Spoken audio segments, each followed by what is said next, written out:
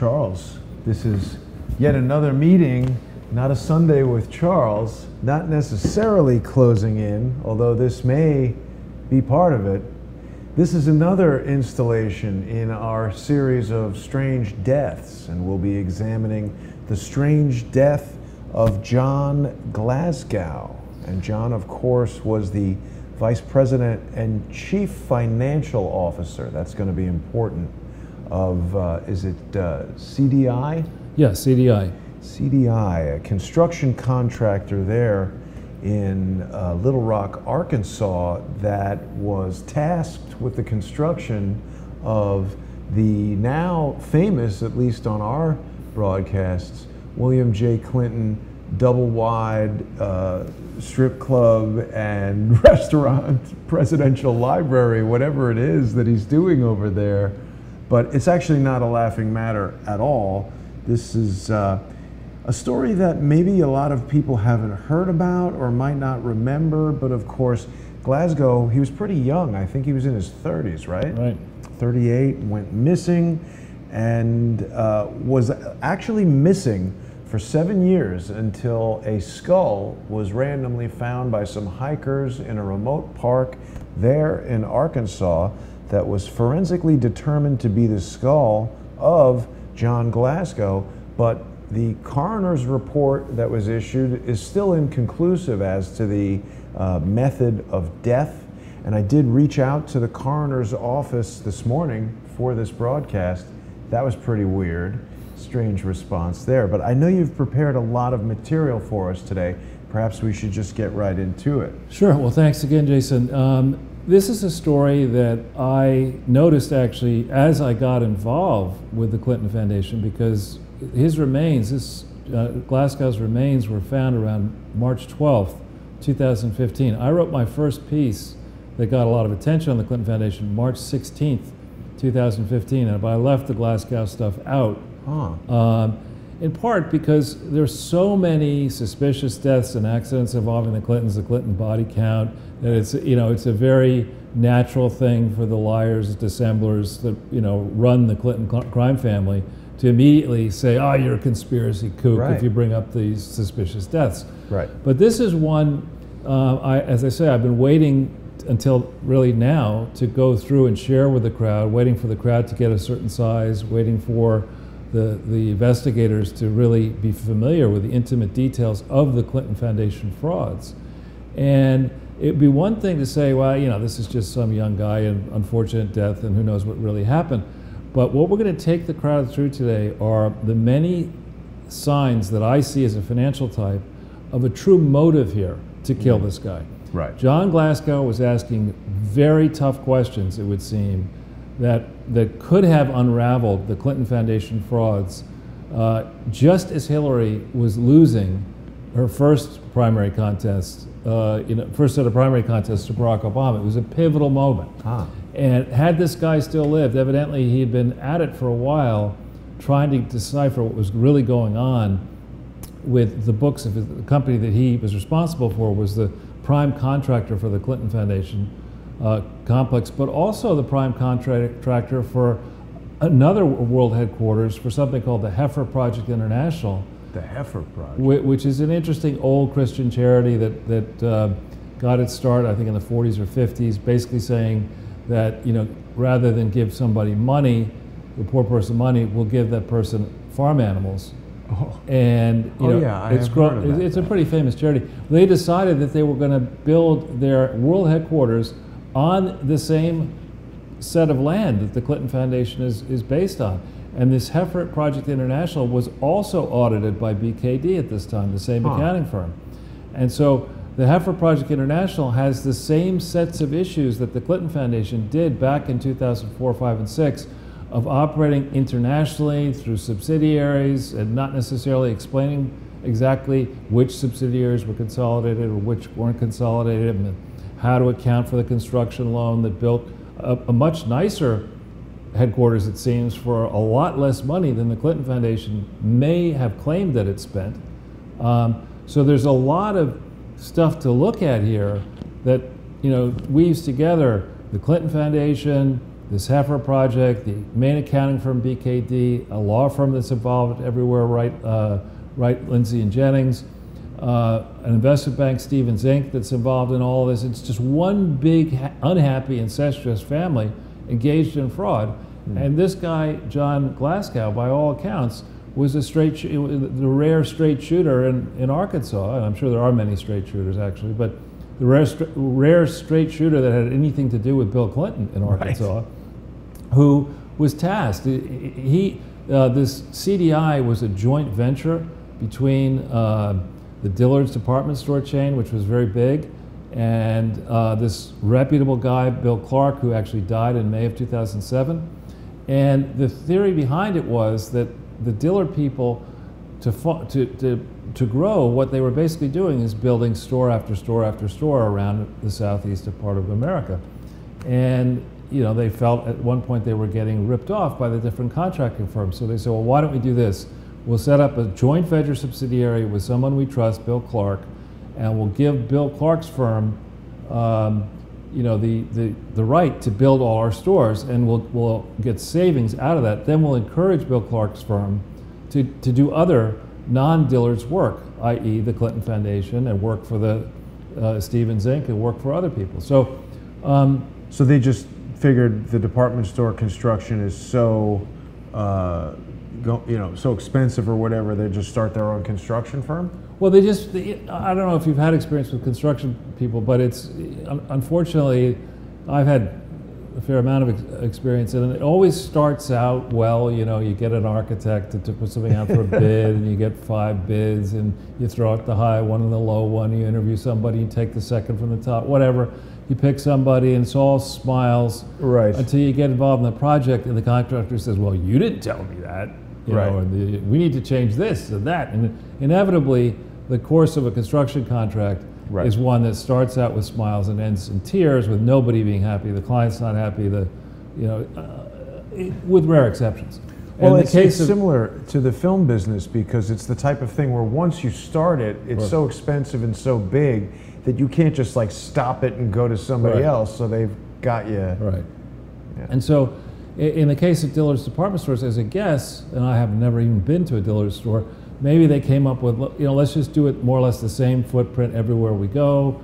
We'll get economies of scale. The only thing we'll have to worry about is the local construction market for labor. Are the people in Alabama going to be easier to work with than the people in Arkansas, the people in Louisiana, the people, and I haven't really been to Dillard's. It looks like it's women's clothing. It's all sorts of things, I believe. Men, you see, men, kids. And it's a big company. Now, so if we go back to the first page, actually, of the slides. Oh, yes. Well, sure. That's okay.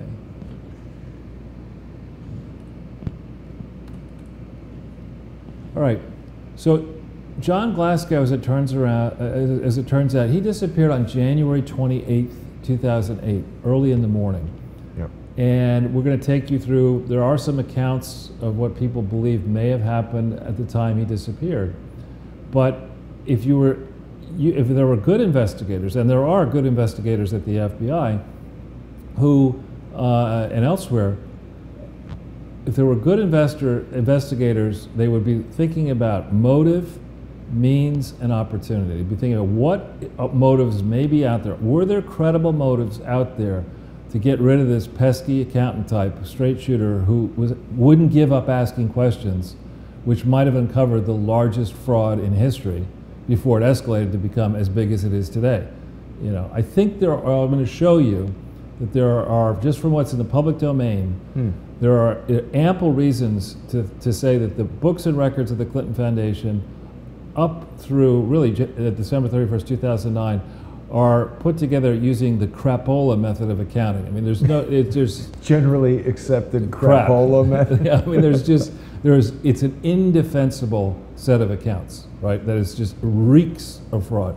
Rod Rosenstein, Dopey James Comey, and Bob Mueller, they couldn't see this fraud, or maybe they saw it and figured, rather than rat the Clintons out, we'll hold this over the Clintons, and we'll have all kinds of, advantages that we can get out of politicians in both parties. But for some reason, they didn't see the fraud in the 2001 to 5 period. John Glasgow would have been the point on the end of the spear seeing this fraud. Right. Because he was the top accounting guy for this joint venture. And this was a very big construction contract, a lot of publicity getting to it. And so he would have cared deeply if, perchance, the Clinton Foundation was saying in its crooked books that it paid Glasgow a lot more money than the CDI actually got from the Clinton Foundation. People would be asking questions. They'd be saying, look, the Clinton Foundation in its book said they spent $165 million on this thing, and you're telling me, John, that we only collected 80. Where's the other money? Did you steal it? Well, let's talk about that for a second, Charles, because you've spoken in the past about, as a method, people doing this, reporting that, a higher amount was paid than what was actually paid. In the ideal scenario for the crooks, how does that work? I write, hey, I paid Charles $1 million when I actually paid you $100, and now I'm saying, well, since I paid the $1 million, I'm taking a tax write-off for the $1 million or something? Or what's the plan? I'm just surmising, but as a guess, it involves what you're trying to do is rip off the Treasury, both the tax Treasury and the Treasury of whatever company would be writing the check. So you would go, in many ways you could play this scam. One would be, we're in on the deal. I'm the contracting firm, and you're the crook inside the Clinton Foundation. I'm Bill Clinton. You're the Arkansas Construction Company. Right. And so what you need to do is you need to get, as Bill Clinton, you've got to get your dumbass chief financial officer, Andrew Kessel, to say that he's writing a big check to me, the construction firm. So we get the crooked Andrew Kessel, in theory, to sign off on a purchase order for $40 million. You approach Kessel, you get that paperwork. He gets a wire together for $40 million.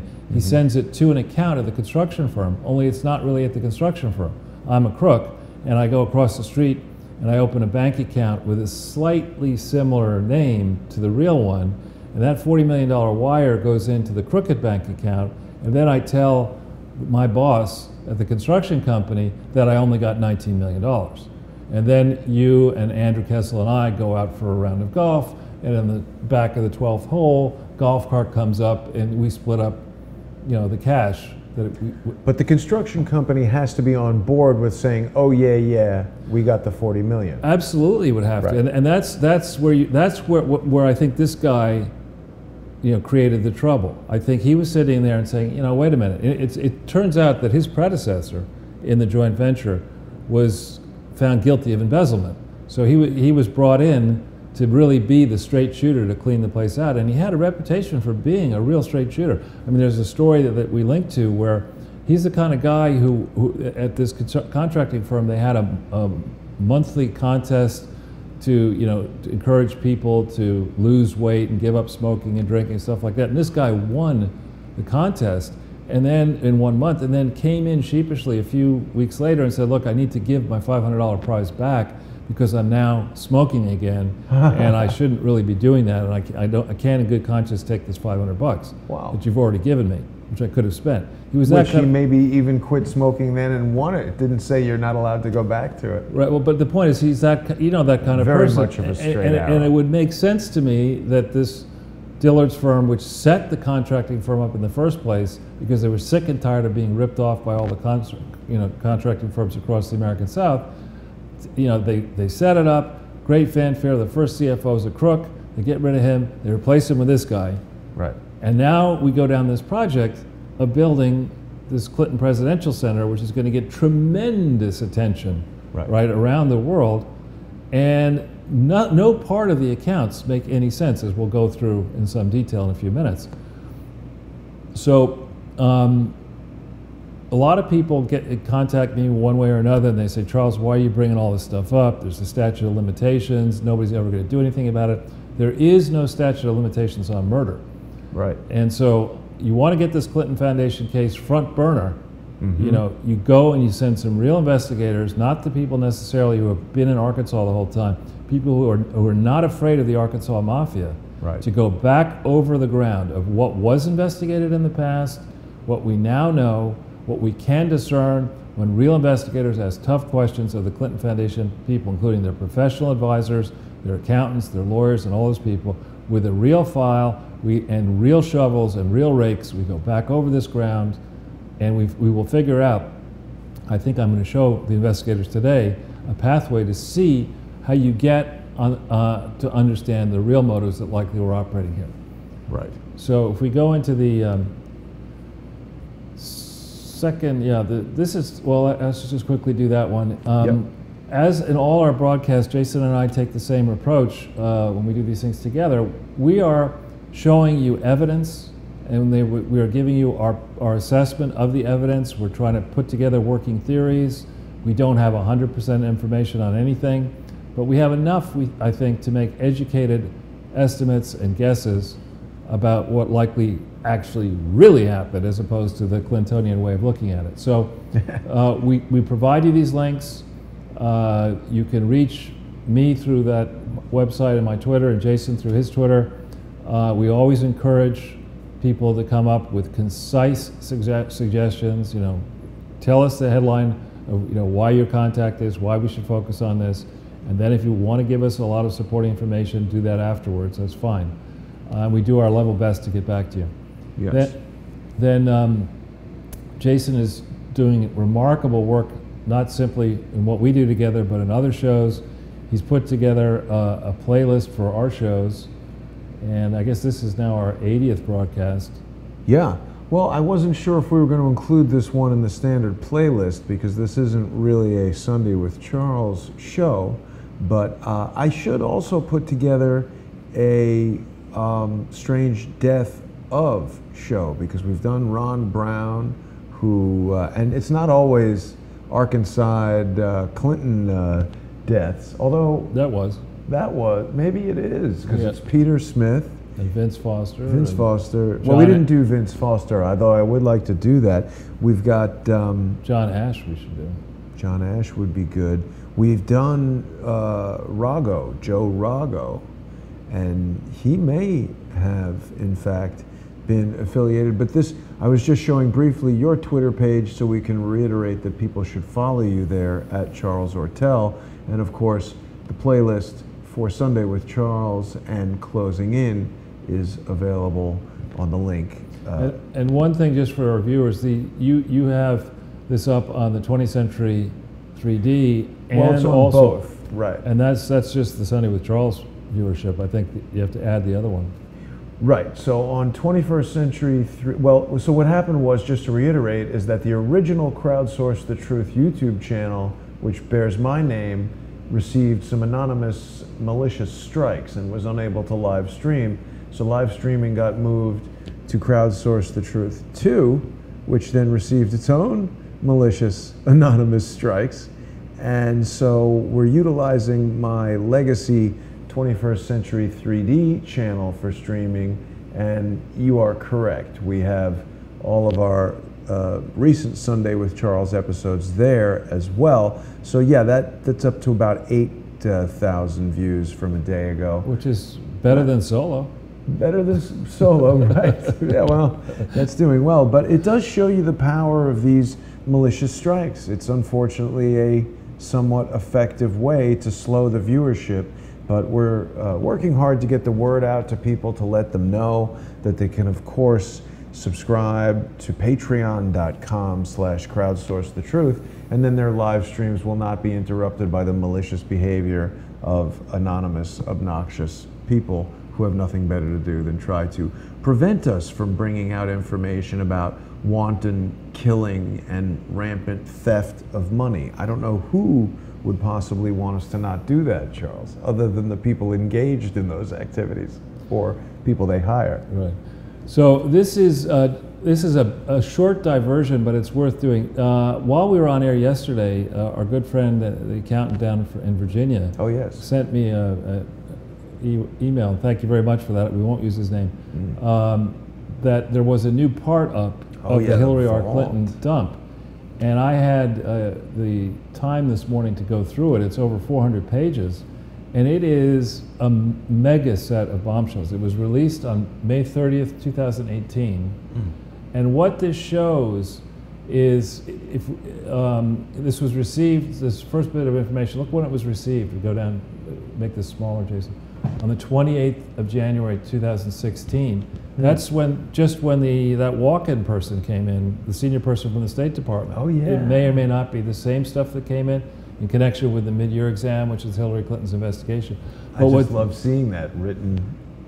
Yeah, but what this is, we don't need to go page by page through it, but what this is an extensive recounting of how upset the Obama administration and the State Department was with CNN, because CNN had apparently somehow managed to get a copy of Ambassador Stevens' diary. Whoa. And had read it and kept it and written stories alleging that Stevens was concerned for his personal safety. He didn't like the state of security. And also, this starts with this report, OSAC report, is a report that was issued prior to the 9/11/2012 date, several days before, which basically said that the State Department and the Obama administration didn't see any significant risk of anything happening on September 11th, 2012, days before something brutal did happen. So this is an extensive set of pages and emails back and forth, many of showing how the Obama administration was manipulating the press and trying to get the Wall Street Journal to write an article going after CNN, and back and forth. Philippe Rein's nasty comments to James Rosen, nasty comments to Michael Hastings. This is a long thing that dropped on May 30th, or was released on May 30th, and then it went up on the website. I'm not sure if it was yesterday or when, but this is the source of this is the FBI Vault. And to you at the FBI Vault who are doing this, keep the flow coming. You know, we'd love to see as much of this as possible. We would love to see the missing Clinton Foundation related emails, which certainly, there's some mention in here, and we'll get into the logistics in a second, of manipulating that was happening by the State Department to make sure that Mohammed Morsi actually spoke at the Clinton Global Initiative on September 24th, 2012, which he did. Who is Mohammed Morsi? We're going to get into that in a second. Mohammed Morsi is he's now still in jail, but he was the head of the Muslim Brotherhood, and then he became president of Egypt on June 29th, 2012. And we've got a timeline we're going to go through and talk about it. Wow. But this they didn't want. It was, remember 2012, remember the big thing that happened in 2012? Benghazi. No. Barack Obama needed to get reelected. Oh. Right? And if the truth had been known about Benghazi and about the degree to which the Middle East policies under the brilliant genius Hillary Clinton, right, you know, the Arab Spring and all that, and the reset with Russia, if the American electorate had known the truth, and if Mitt Romney had brought his A game after the first debate, you remember he slaughtered Obama in the first debate, and then somehow Obama came back off the ropes. And then Candy Crowley, remember, made Romney look stupid in one of the debates. Romney made Romney look stupid. Well, she basically, she was, I think she manipulated the news. Now remember, this is a 400 pages or so, which shows how furious the Obama administration and the State Department was with CNN and with Anderson Cooper.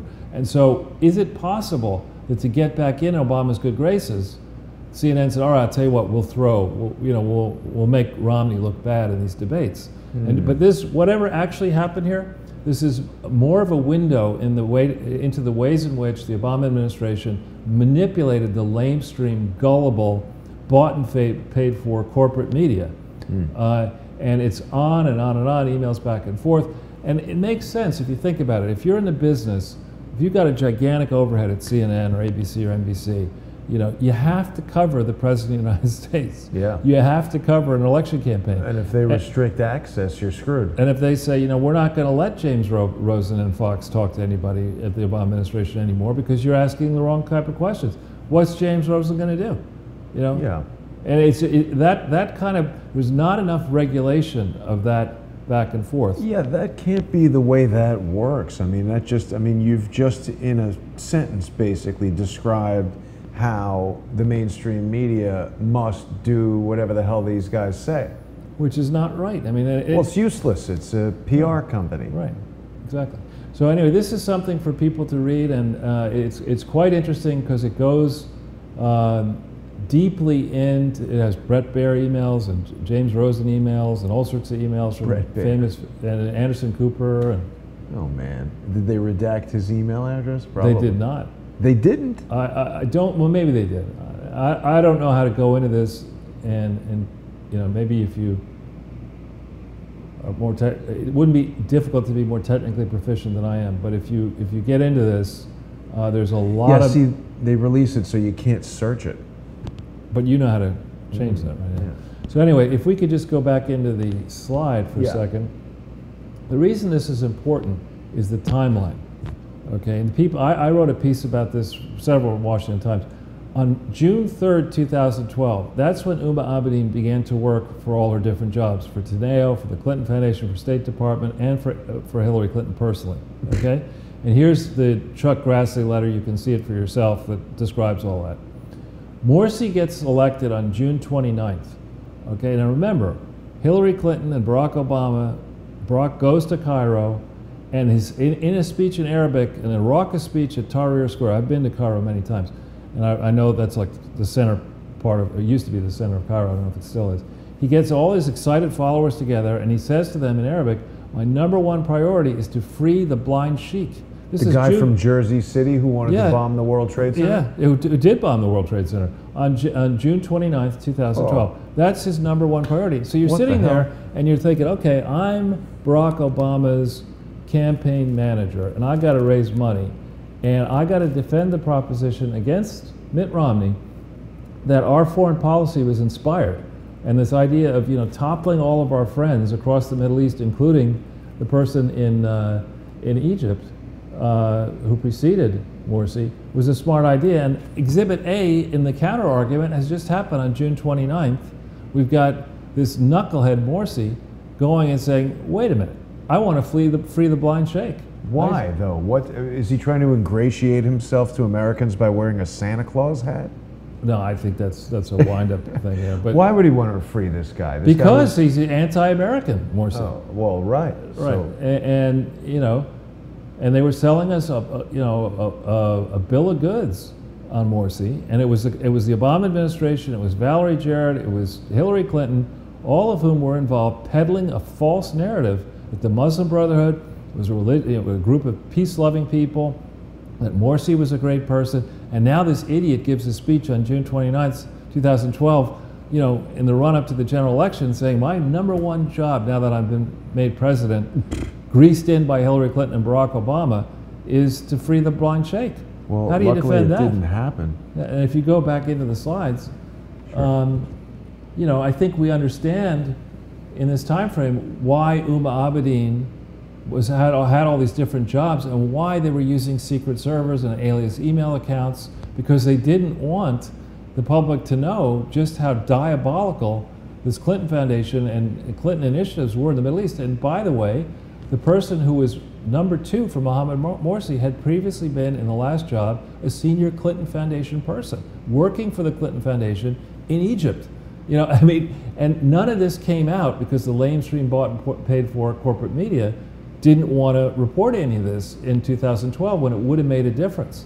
Charles, I think this is not a joke comment. This is a real comment, which I know is maybe rare for me, but I think what we need to do is start to assemble some sort of an infographic that shows all these people and how, like, I don't think most people even realize there was a Clinton Foundation in Egypt.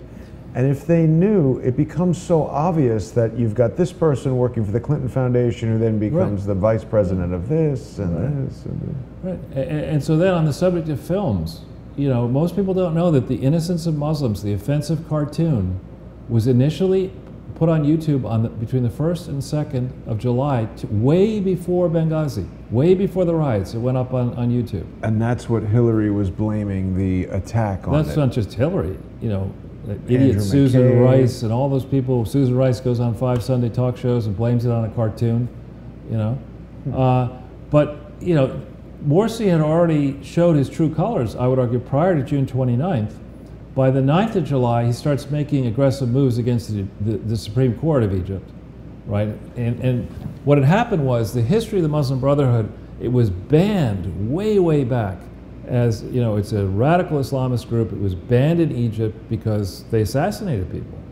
And you know, and Sadat, Morsi, right? Morsi was the head of it, Oh. right? And not back then, but Morsi became the head of it, and then became president of Egypt. So there, people were, you know, not too excited, some of them, about letting this group get really powerful. And Morsi said, "Oh, don't worry, we're a different Muslim Brotherhood. You know, we're peace loving and this and that." He gets in on the 29th.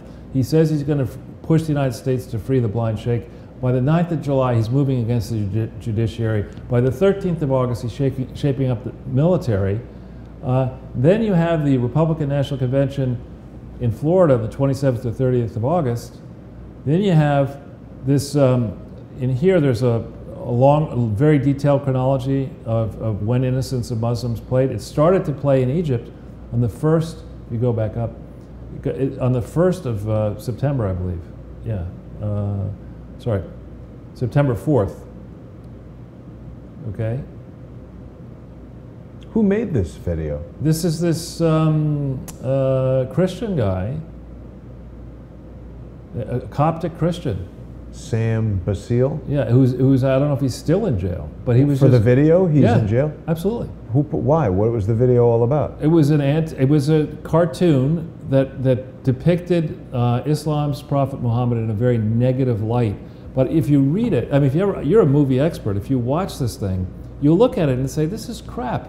But also, he's a U.S. resident. Why does he go to jail for posting a video? Exactly. They need exactly. Those are a whole set of questions. You know, they railroaded this guy to shift the narrative away from the epic criminal misdeeds of the Obama administration and the Hillary Clinton State Department, upending the balance of power, creating a vacuum of power in the Middle East, letting all these radical Islamist groups increase their power, ushering in these flows of refugees back into the United States, but also into Europe, destabilizing Europe. This was a disastrous set of imperatives, and they needed to find somebody to blame.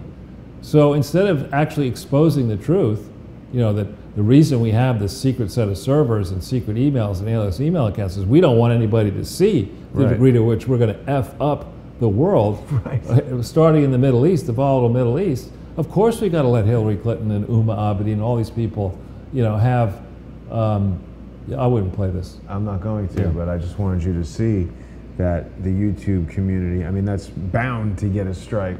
Right. I'm curious to see what's in it. I've never watched this video. Yeah, let's not do it now. No. Won't do it now. We'll come anyway, back later. so then the Democrat convention happens just as this video is being played. Now, query, you know, who played this video? Could this have been a wind-up job?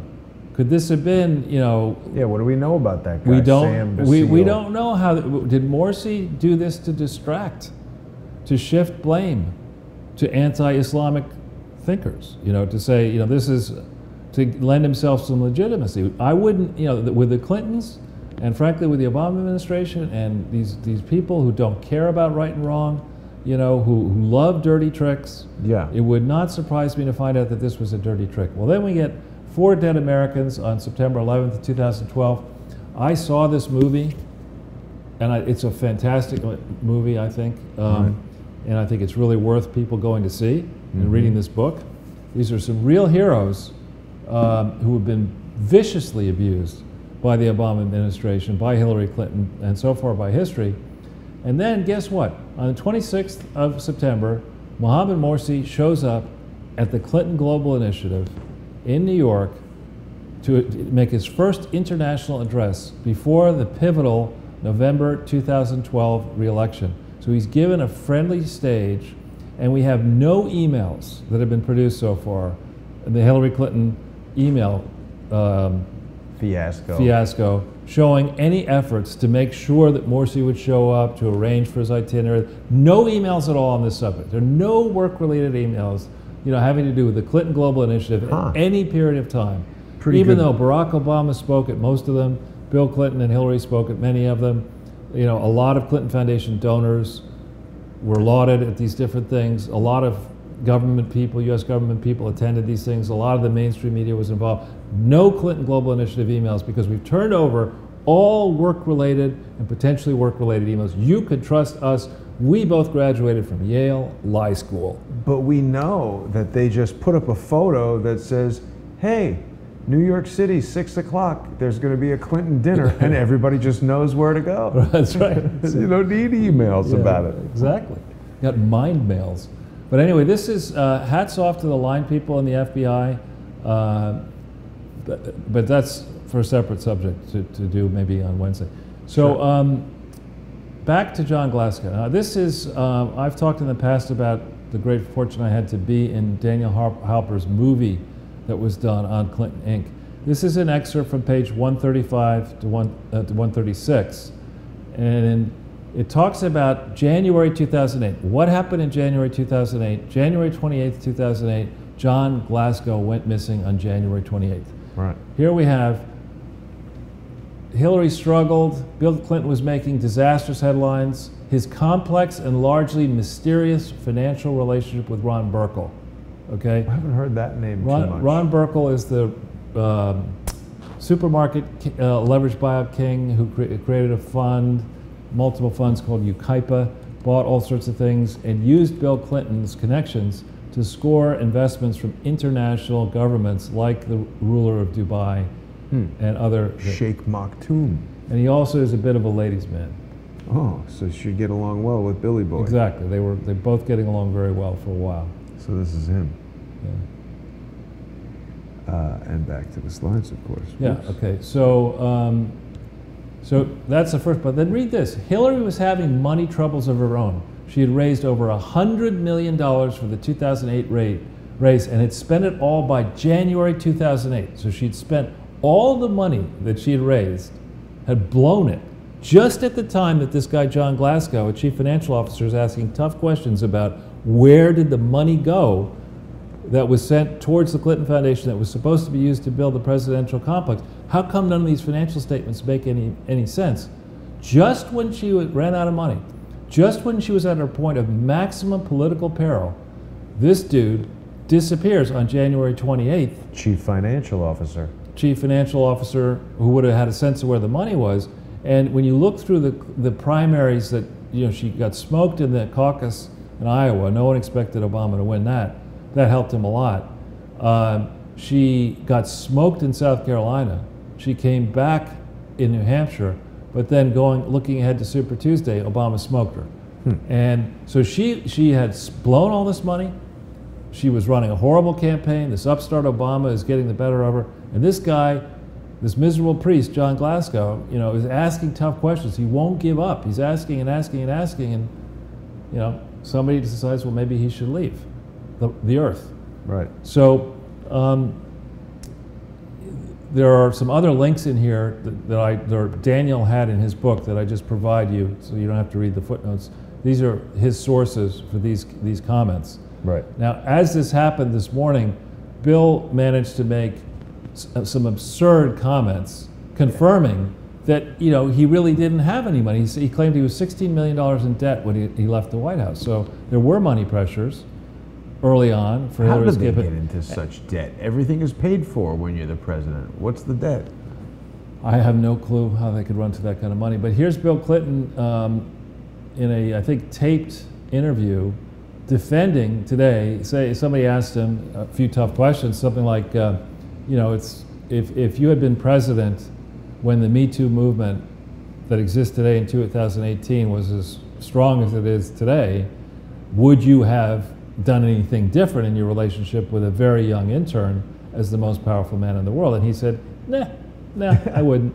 Actually, More no. cigars. More cigars, yeah. And Would have used a Cohiba.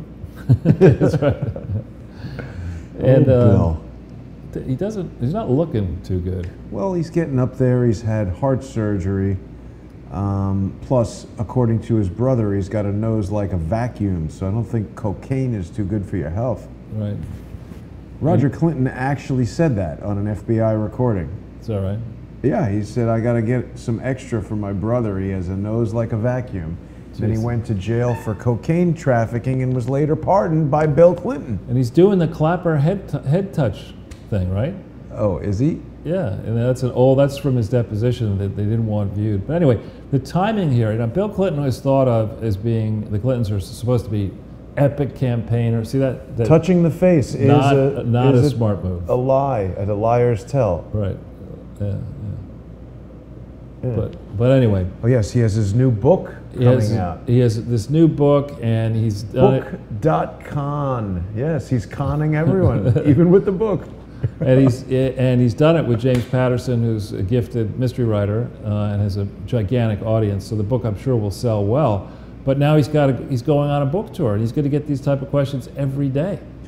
Well, I'm glad that he was at BookCon, Charles, because it just reminds me of our video from the other day about the wrath of Khan. Right. I just bring that graphic up for a moment. I don't want to confuse people. I'm sorry. I don't mean to be getting humorous. We need to talk about the strange death of John Glasgow. So if we go back into the slides there, and let's, what we've done here, I'm not going to talk people through all of these slides, but we pulled up, Jason and I pulled up a number of news stories that give you a sense of who this Glasgow character actually was. First of all, he was healthy, he was in his 30s, happily married, in good financial condition. And so there are not a lot of reasons in his personal life for him to disappear. The report that came out, as Jason mentioned, is inconclusive. It doesn't reach a determination as to why he died. I'm in the process of trying to obtain that report so that we can share it with Dr. Rudd and possibly John Shirley. Dr. Rudd being, of course, medical examiner, John Shirley, former homicide detective. We'll get some professional insights from those guys. But here's what was going on. He was this chief financial officer for this portion of Dillard's department store, which in 2008, Dillard's was under enormous pressure. Its finances were hemorrhaging. It wasn't doing well. The stock price had plunged. There were 2 investment funds that were trying to change the management. And this piece of it was a small piece of a big company, Dillard's. But what had happened is in May of 2007, Bill Clark, the guy who had been the Clark in CDI, Clark Dillard's, he died young. And there was a change of control provision in the arrangement with Dillard's where they're giving Dillard's the right to buy out CDI, the 50% that the Clark family had owned. And so the question, and when you do these buy-sell arrangements, it matters bigly, as Donald Trump would say, what was the financial condition of CDI? If CDI was overstating its revenue and it inflated its earnings to help the Clinton Foundation, cover up its fraud, then that, continuing to misaccount for that would have a very material impact on the purchase price assigned to buying out Bill Clark's piece. So Dillard's would have an interest, actually, in exposing that. If they had the right to buy Clark's heirs out, they'd be happy to find fraud, and then they could use it to drive the price down.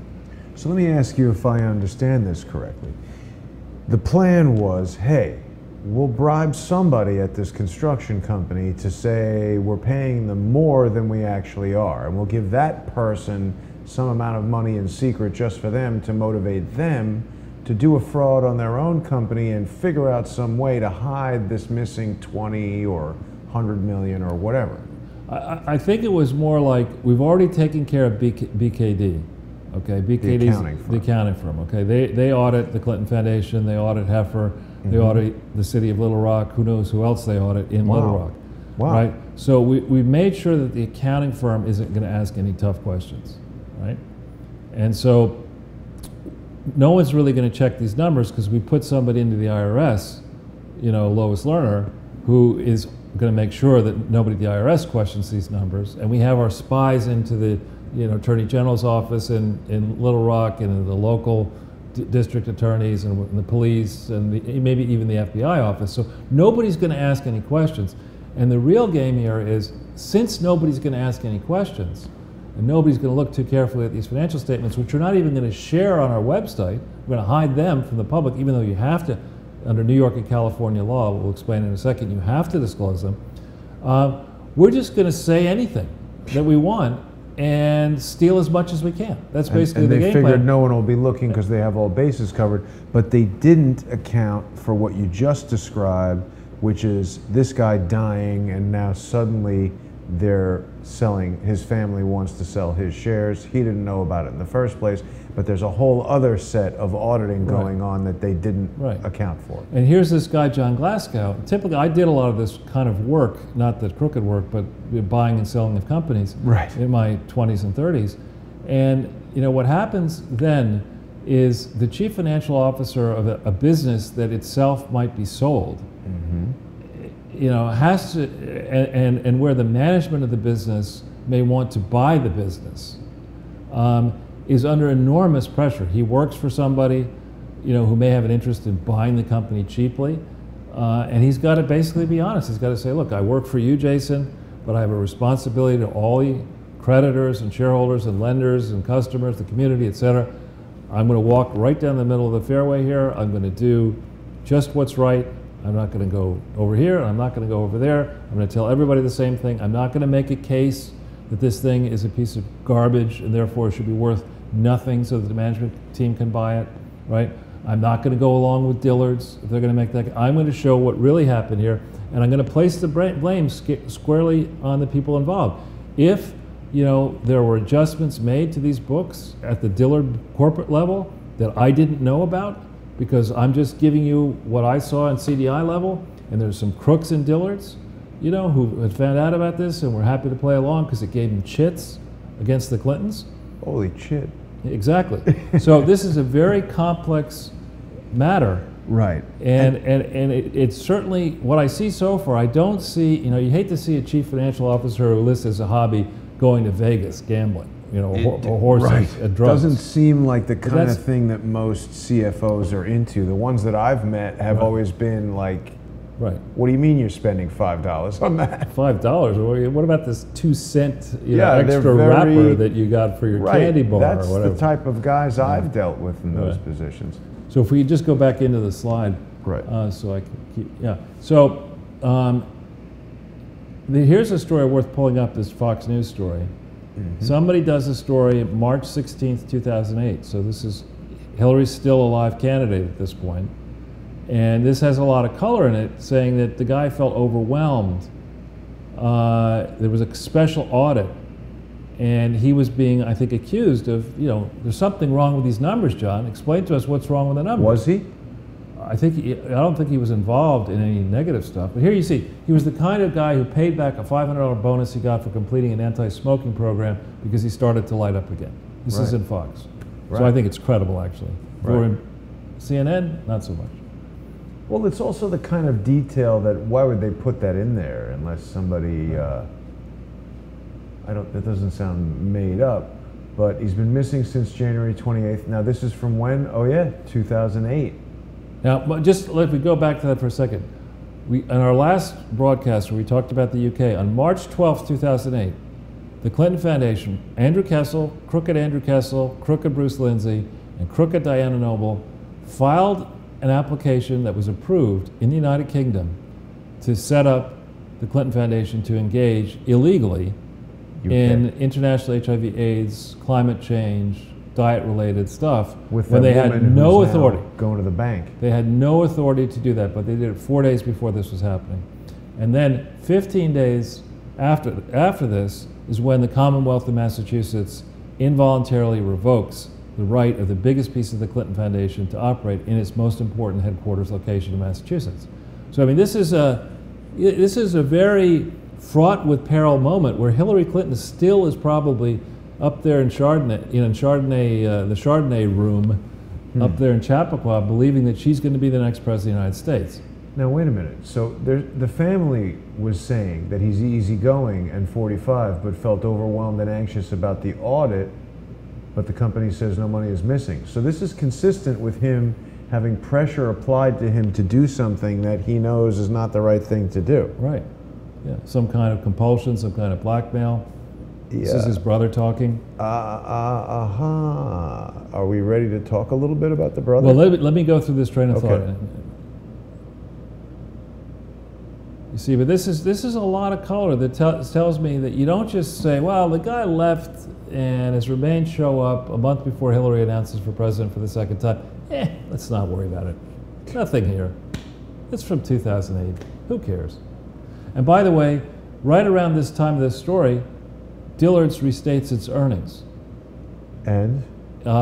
Because of a problem, an $11.4 million problem with CDI in the 2005 to 6 time frame, which is exactly when the books are going to show you the books, or the crooked books of the Clinton Foundation, where there are multi-million-dollar problems in the Clinton Foundation's books relating to accounting for the construction of the presidential complex. So, but you're saying them restating, they're just saying, hey, we figured out something was wrong, it's 11 million less? I'll show you in a second. Okay, all right. So if we go back in there, Right. let's just see, we've put up, as 19th of March they restated, we put up, I think, pictures of the Clinton Presidential Center. Let's put up this heifer. This is the world headquarters that was built also by CDI around the same time, completed January 2006. Take a look at this thing. Looks good. Looks better than the Clinton Foundation. Then go look how much it cost. What does it say? I think it's like 20 million. Where does it tell you that? It's either here or in the audit. Green building also. I think it was about 20 million. 20 million. Is it larger?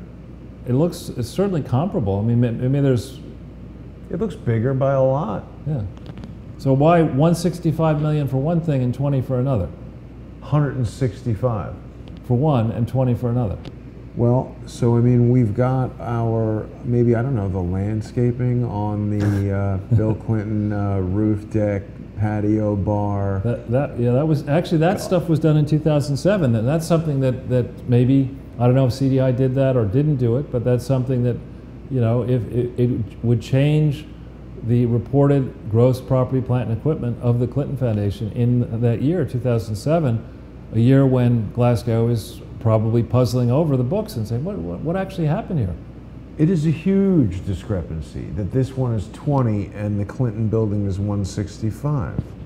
I mean, we're just looking at pictures of them, so it's hard to gauge, but certainly this glass thing for the heifers looks pretty large and everything. And you got this pond here, or whatever. I mean, you know, the thing of it is, those of us who've been around sniffing out fraud, you tell me that there's a company you're suspicious of whose biggest activity in the years that you're suspicious of it was building a construction project in a notoriously corrupt part of the country, Little Rock, Arkansas, and you tell me that the audits don't exist and there's all kinds of discrepancies, but you're fine with it, okay? That tells me that you're, not you obviously, Jason, but anybody saying that to me is a crook. Yeah. It's an obvious crook. Yeah. Rosenstein, Mueller, Comey should have seen this coming a long time ago. So we go back into the slides here. I'll show you the press release. Here's the announcement from Dillard's.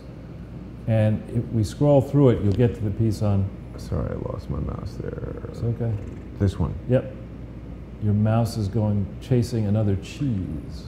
Right. So it's this is the kind of stuff that I regularly would have to read, not the beautiful pictures, but if you go down.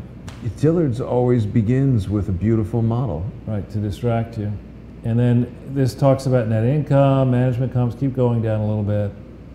Sales, cost of sales, interest and debt expense. Here we go. The company owns a 50% interest in CDI, a construction company which does construction work for the company and for third parties. The company discovered that CDI had recorded profit on the company's construction process in excess of what CDI had previously reported to the company. So they'd overstated their profits. Okay. And this is a period going back to January of 2005. Because the cumulative effects of this area would be material, the company's elected to restate its opening retained earnings as of January 29th, 2005, precisely when this restatement is 11.2 million and it dates back to January 29th, 2005, precisely when the Clinton Foundation was cooking its books. January 29th, 2005, they were still using an absurd basis of accounting. They had never done an audit for their operation. And here, CDI is restating because they've overstated their income by 11.2 million. Now, CDI is, I don't know if this 11.2 is just Dillard's share.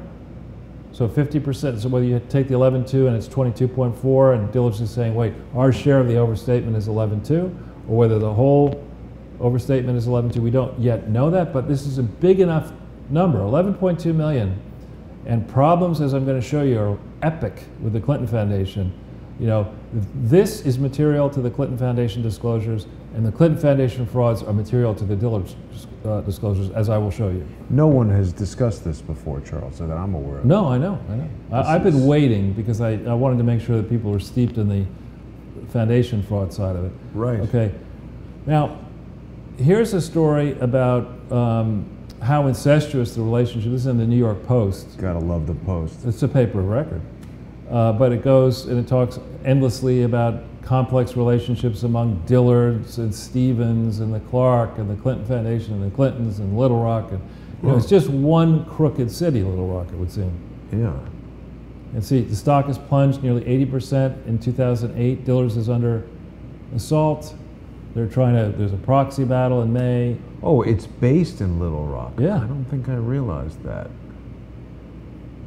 Interesting. Huh. They hired Stevens, Little Rock-based investment bank. We've heard of that before too. That's what Hillary used to buy the pork futures or the cattle futures, right? Stevens are the ones who sold bonds to raise money to buy the land that became land used, for the Clinton Foundation. Ah. They sold a bunch of bonds in 1998 to do that. I mean, Stevens is ever, to be fair, the Stevens people are billionaires. There are not that many billionaires in Arkansas, and they all know one another. The Dillards, the Walmart people, the Waltons, all these people know one another. And Stevens is a bipartisan, financier of the swamp. He finances the Republicans, he finances the Democrats, he finances anything swamp that financing. He can. So you read through this and you say, well, there are obviously a large number of conflicts of interest here, and there's every likelihood that the Stevens people don't want you to get to the bottom of what really was going on with this Clinton Foundation for many reasons. Yeah, they're involved. Right. So if you then go into the slides, you discover that Dillard's in the end buys out the 50% interest that was held by the Clark family on August 29th, 2008, thereby putting it in a position to sweep all this stuff under the rug. That's what I was going to ask. Are they just trying to make it go away? Right. Now, the thing of this is, I know from my work, actually, I started out in 1980, the first several projects I did were all involving construction companies, and big construction companies. And then later, personally, I did some construction projects. Oh, so he's already missing when they do this. Yeah. He goes missing January 28th, 2008. Dillard's announces they have a problem March 19th, 2008 with CDI, they restate, and then on August 29th, they buy out the Clark interests. So there's a lot of stuff. There's going to be a lot of correspondence in the files here about, what was the real state of CDI? How do you value CDI? What was the impact of the Clinton Foundation construction project and the Heifer project on CDI's books in 2004, 5, 6, 7, 8? All these are questions that you should be able to get answers to. Right. Right?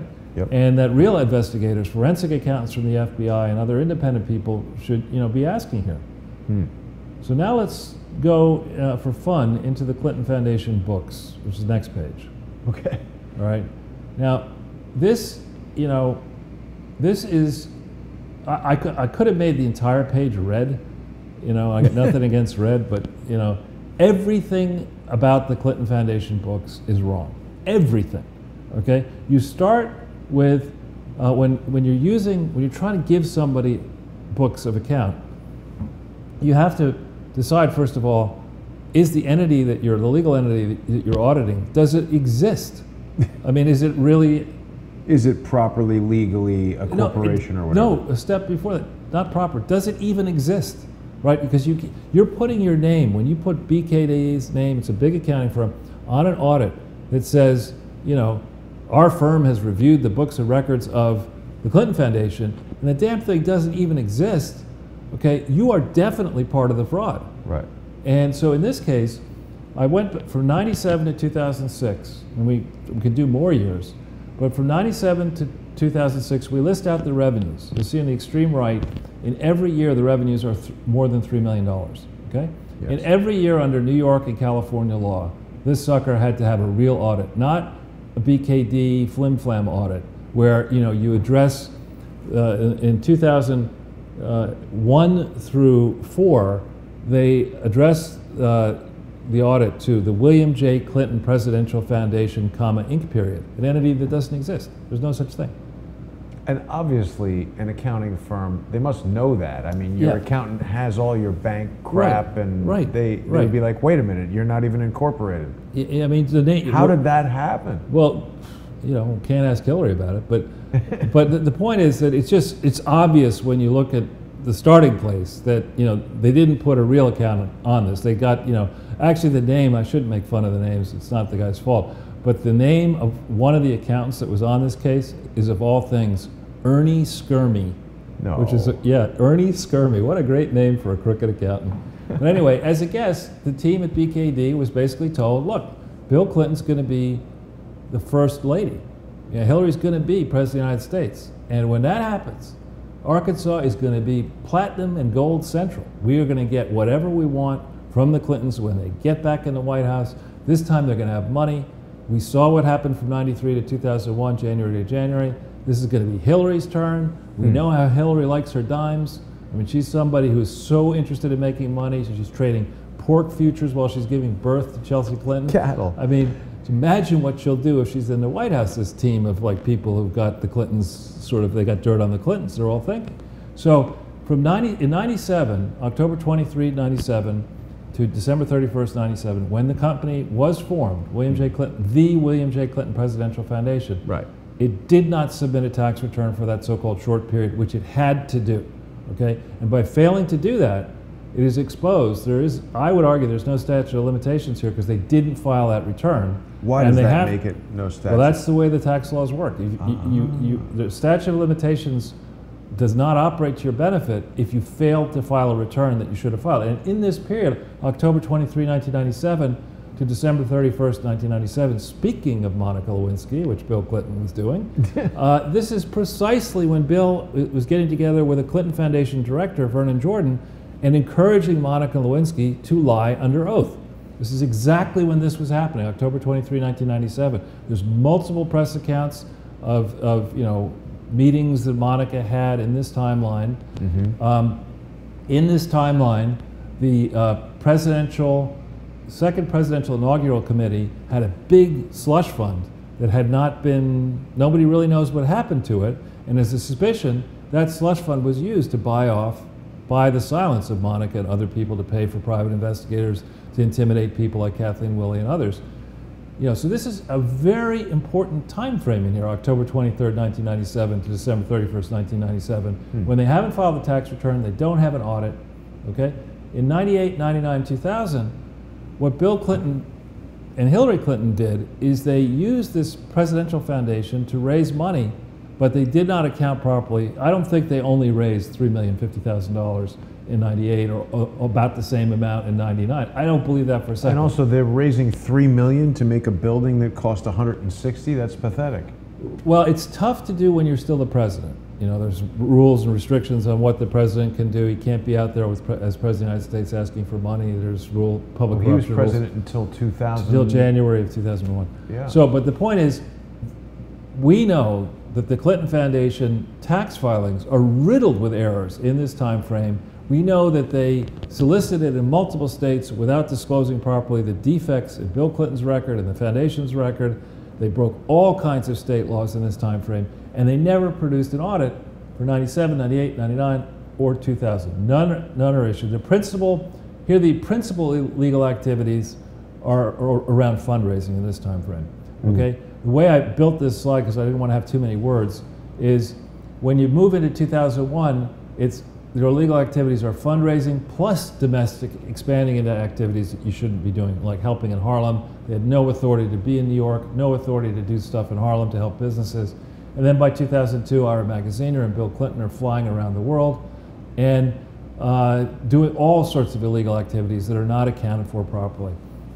Then, as far as audits are concerned, not a single one of the pieces of paper that were ultimately produced by BKD regarding 2001, 2, 3, 4, 5, 6, not one of them was compliant with the law. Not a single one of them, okay? And in the beginning, if we go back up to the top of the page, they use this modified cash basis of accounting, which technically you're allowed to use modified cash basis of accounting if you do it consistently, but your standard choices are cash, the way an entrepreneur thinks about a business, you know, how much cash do I have in my checking account and savings account, is a very aggressive way of accounting for something. Or accrual? Or accrual is the other way, where you say, I've just signed a contract with BKD where I've obligated myself to give them $165 million. I got nothing in the bank. You know, I should show my creditors, including BKD, not BKD, CDI, the construction firm, that, you know, I just entered into a contract with you to give you $165 million, and I got like $1 in my accounts. Right. You should probably not give me too much credit. You know? So anyway, they should have used the accrual method.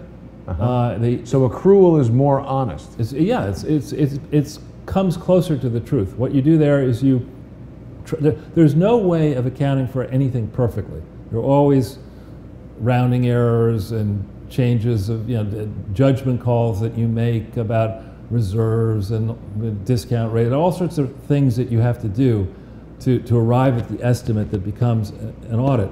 But there are ways. There's a straight way to do it. There's a straight way, and there's the Clinton way. Okay. Right. So if you were sitting with an accounting firm, saying, look, here's my project.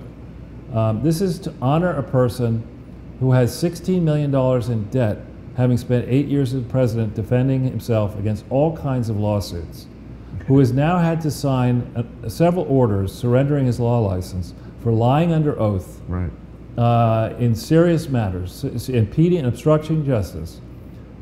He's giving up his Arkansas law license, and he's giving up his Supreme Court law license, and we want to honor this guy and let this guy be involved with a foundation that we're going to name after him. But because he has all these defects in the record, he would have to disclose many of these defects in places like New York and California if he were going to be fundraising. But he's not going to do that. In fact, what he's going to do is he's going to have secret offices he's not going to tell you about, and he's going to go off and do things that he's not going to disclose to you.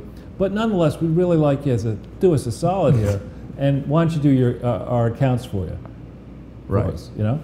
So if we go back down, up on the top here, this is lifted from accounting materials which were purposely excluded from the Clinton Foundation website, okay? When you say it's lifted, this is just, I copied this off of the missing audits for 2001 through 4. Oh, you got them from the IRS, or? I got them from, where did I get them from now? It's got so much stuff. I think they were found in various state filings. Got it. Okay, but read this thing in red. Therefore, accounts and pledges receivable, payables and accrued revenues and expenses are not reflected in the financial statements. Accordingly, the statements are not intended to present financial position or changes in net assets in conformity with generally accepted accounting principles. This is a complicated way of saying this is a nonsense document that tells you nothing. Yeah, well, the key word is intended. The trustees intended to give you a financial statement that does not comply with the law. We didn't do it unintentionally. We intended to do it this way. We're not going to keep track of our long-term accounts receivable, our payables, the construction project, any of that. We're not going to do it right because that wouldn't allow us to steal as much money as we need to steal to finance these various campaigns in 2002, 4, 6, and 8, right? So this is just, for we nerd accounting types, you see this and you say, come on, guys. But it's another example of the type of thing that the average person sees that and is like, okay. No, but this is the small bit of training, and you see it right away. You go down here. So the first audit that had this language was dated March 1st, 2002. That happens to be the date, March 1st, 2002, that they signed. Sorry, Donald. They signed the lease with the city of Little Rock, a 99-year lease for that land, obligating this bankrupt foundation with all sorts of problems to spend over $100 million at that point in time. So they don't own that land that it's on? It's leased from the city of Little Rock. And of course, the lease, which is a material document, binds the Clinton Foundation for 99 years to do all, and another renewal, to do all kinds, spend all kinds of money. Is that on the Clinton Foundation website? Of course not. Well, I mean, you can understand why the city of Arkansas or city of Little Rock would want that, but what happens after 99 years? Is there ever like a presidential library like lost our lease, having a sale. They get another Lyndon 99 Johnson's underwear marked down. Another 99-year extension. Yeah. But so then there's a similar document from the 2nd of May 2003, another one 5th of March 2004, and then the final one is dated 30th June 2005. We're now going to show you the errors in these documents. And the numbers have substantially gone up. Way up. 3 million to Right. 57. Right.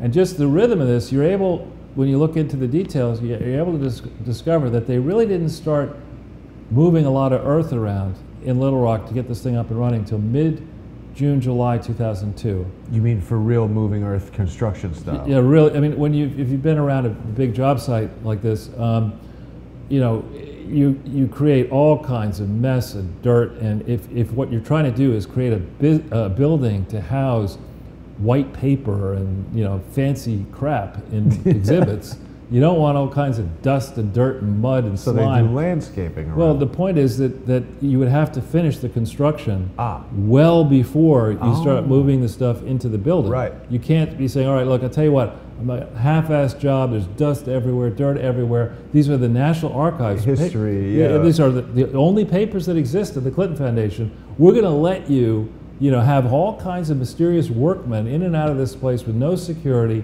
while these papers, which of course the Clintons wouldn't want to hide anything that's incriminating about the period 1993 to 2001. You just can't do it that way. You'd have to finish this, you'd have to have security. But loads of generic people walking around in construction uniforms, papers going in and out, loose security, anything. Can happen. That wouldn't be the way they would have done it. They, as a guess, there are records that are going to show that this building was largely complete way before November 18th, 2004. Oh. And that's relevant as we get now into considering the flows of money that are in the accounting statements, okay? Okay. So if we go to the next slide. Okay. This is the actual balance sheet, all right, that they produced for the period they claim for the 31st of December 2005. And what I've done here, because people I know are not necessarily numbers people, is I'm taking you through the key entries here. There's a lot of minutia we could do, but I'm going to start in this presentation because we only have so much time, giving you the high points, the big reasons why this is total BS, okay? So in cash, they say they had 6.4 million in cash on December 31st, 2005. That's because they'd succeeded in stealing tens of millions of dollars before that date and getting it outside the Clinton Foundation books, okay? How do you know that? I will show you in detail. Then they take credit for having $26.3 million worth of cash for the Bush-Clinton Katrina Fund. They're not allowed to do that. You can't create a foundation that's supposed to raise money for an endowment and then hold library, it in cash. and then go to somebody else and say, look, I don't have the authority to help on Katrina. I didn't have that in my legal paperwork. Why don't you let me just raise as much money as I can for this disaster? And I'm not even going to keep track of it. You know, we're not even going to do the paperwork correctly. We've done several shows on this already. But is it a problem that they're raising money and they're just letting it sit there in cash? It's a massive problem. Yeah. In this time frame, you know, people, there's all kind, we've done this before, that there all kinds of people are, I love this phrase, kvetching, my Horace Mann days, about the fact that, you know, all this money was raised, but it didn't go to there. anybody Right. in Katrina. And yet it's sitting on the balance sheet here of the Clinton Foundation in Little Rock. They claim they had 26.3 million. Nobody really knows how much they raised. Okay? Crazy. That shouldn't have been in the books. They shouldn't have raised that money, and it should have been accounted for as an agency transaction if it were done lawfully, which it wasn't. What do you mean should be excluded? This has nothing to do with the mission of the library and the right. And So it should be excluded from the books of the William J. Clinton and Foundation. you would put a footnote in. If you had the legitimate right to raise the money, you would do this as a footnote. You would say, you know, the William J. Clinton Presidential Foundation was established on October 23rd, 1997 to endow and construct a library and research center to be located in Little Rock, Arkansas on a purpose-built complex to house the presidential records created or received during Bill Clinton's 2 terms of president. Full stop. It has no authority to do any other purpose, okay? Now, if they'd done this properly, they would have gone to George W. Bush and they would have said, all right, you want us to raise this money, we actually can't do it. Why don't you let us amend our articles of incorporation to give us this expanded purpose? They would have gone through that drill. And that's when they would have had to explain, well, whoops, we can't do that because we already broke the law getting into fighting HIV/AIDS and climate change. We haven't told you about that. So they couldn't go down that track. So this shouldn't have been in the balance sheet. And the question is, how much money really went into the Clinton Foundation books in New York, in Arkansas, and elsewhere? Did they only raise $26.3 million, or did they raise a lot more money than that, is my suspicion. And was that money hived off later to fund Hillary's Senate campaign in 2006, to fund ultimately her presidential aspirations in 2008? This is a huge red flag. Okay? You know, Charles, I don't know if you've ever watched Breaking Bad, but one of the problems he runs into there after he becomes very successful at being a criminal is he has so much money, he just doesn't have any place to put it. And it seems like these guys might have a similar problem. Right. I wouldn't doubt it. So accounts receivable is a very small number. We don't need to talk about it. Contributions receivable, I don't think that they have accounted for all of the monies that they had gotten pledges for. I think this number is too low, 15.7, and I think the FBI and real investigators can figure out what the real number is by cross-checking what donors pledged and what they said in their books. Then we get inventories of peanut, investments are small. Then we see this $135.3 million for the complex. Now, we told you that the heifer thing might have cost around 20.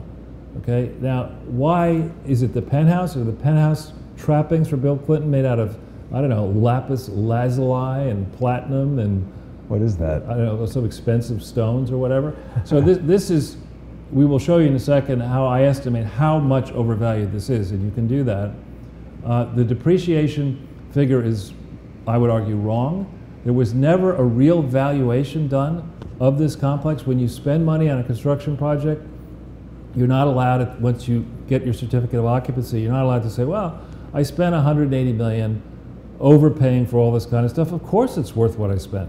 No, you've got to get somebody who says, how much is this presidential library worth, you know, under an assumption that it is a grant was made by a validly organized and operated presidential foundation. How much is this thing worth given that they spent whatever they claim they spent? And then a truly independent person looks at it and says, well, you know, tough luck. You spent 135. This is worth $16 million or $40 million. Whatever. Just because you spent the money doesn't mean it's worth it.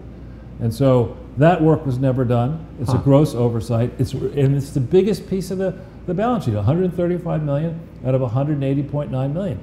You can't say that, oh, well, that you know, what? That's glaring. Yeah, I mean, it's obviously the most important piece of the foundation, and you said, yeah, because it's so important, I'm going to F it up. I'm going to do it all wrong, okay? So then you go down these other things. Accounts payable and accrued, I'm going to show you this was a fudged number, it's an invented number. I'll show you how I can prove it. Long-term debt is not stated properly. They fudged with that. And in consequence, the key numbers, total net assets, liabilities, and this is akin to equity, all of these numbers in total capitalization, they're all wrong, badly wrong. And they're not wrong by like a dollar, okay? I'll show you on the next page how large the errors may be, okay? So by my calculations, and I'm just estimating, I think they overstated the construction costs by around $40 million. And I'll show you how we get to that number. I can tell you categorically that they stole $36 million. We've done this before. We might hit this blue link. That's the second big thing. We've taken people through in the past through this, but in respect to 2004, this is the tax return. Okay, notice at the top you're asked, where does it ask the accounting technique? Yeah, F, accounting method. It says cash, accrual, or other. They should have marked other because they used modified cash. They should have put a U next to this F. That's right, FU to accounting. We don't need to do that. We're not doing those stinking accounting. And other. And this is not the real name of the Clinton Foundation. It's the William J. Clinton Presidential Foundation. The post office box is not the real address. How do you know that? Because you have to file a formal address form. Oh, you can't use a post office? Well, you can, but you have to go through a process in Arkansas when you register a corporation where you say what it's registered. This says number and street or post office box of mail is not delivered to the street address. but the mail is exclusively distributed to. So you're not allowed to do it. You're not allowed to do it this way, but they do it this way because Lois Lerner runs the IRS department at this point. How do you know that mail is delivered to that address? To a different address, because we have forms sent from multiple states across state lines to multiple state regulators at different addresses. 303 President Clinton Avenue, Suite, whatever, you know, umpty-ump different addresses, right? So no one, they probably thought no one would ever check this. Well, if we go to the next page, the next page, the next page, There was all right, the there was number. Ernie Skirmy, I think, by the way. I don't know if that's Ernie Skirmy or not, but anyway. It does say CPA, right? Yeah, it does. Title. But here we go down here. All right, look at this. Grants and allocations. Do you see this number here? This is a little accounting quiz. It's not a trick question. What is the total amount of grants and allocations?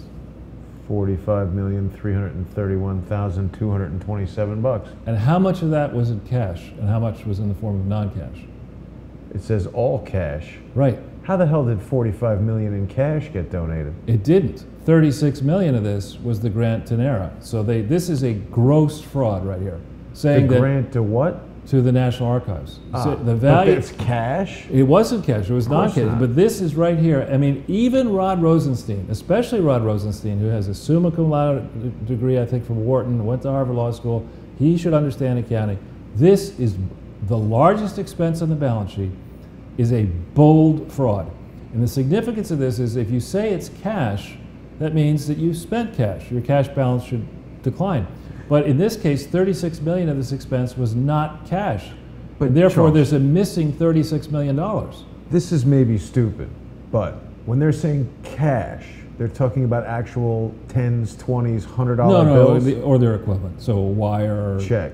a check. And it means cash money actually left the building, is the theory. But when Instead you- of what, though? What Instead would, of, if I own an asset and I say, you know, I've got 100 acres and I could donate the land. well, I've got 100 acres and I could make 35 plots out of it, let's say, just pick a number. And I restrict my development rights to only 5, okay? I could take a tax deduction for the difference in value, the diminution in value that I suffer by saying instead of intensively developing it, I'm going to more moderately develop it. The value of when I ultimately sell it will be less. So today in 2018, I'm going to take an upfront deduction for that difference. But for the dumb people like me, you're talking about, I write you a check for 45 million, I give it to the Clinton Foundation, that's cash. I say I own a swamp in Arkansas worth 45 million, you can have it, that's non-cash. Well, in this case, it would be I've set up a building, you've set up a building, and I'm entering into a legal agreement that allows National Archives to have possession of a portion of this asset for 99 years with one 99-year extension. The building. I'm not giving the National Archives a penny of cash in this transaction. I'm just entering into a legal agreement. You can't call what you did a cash grant.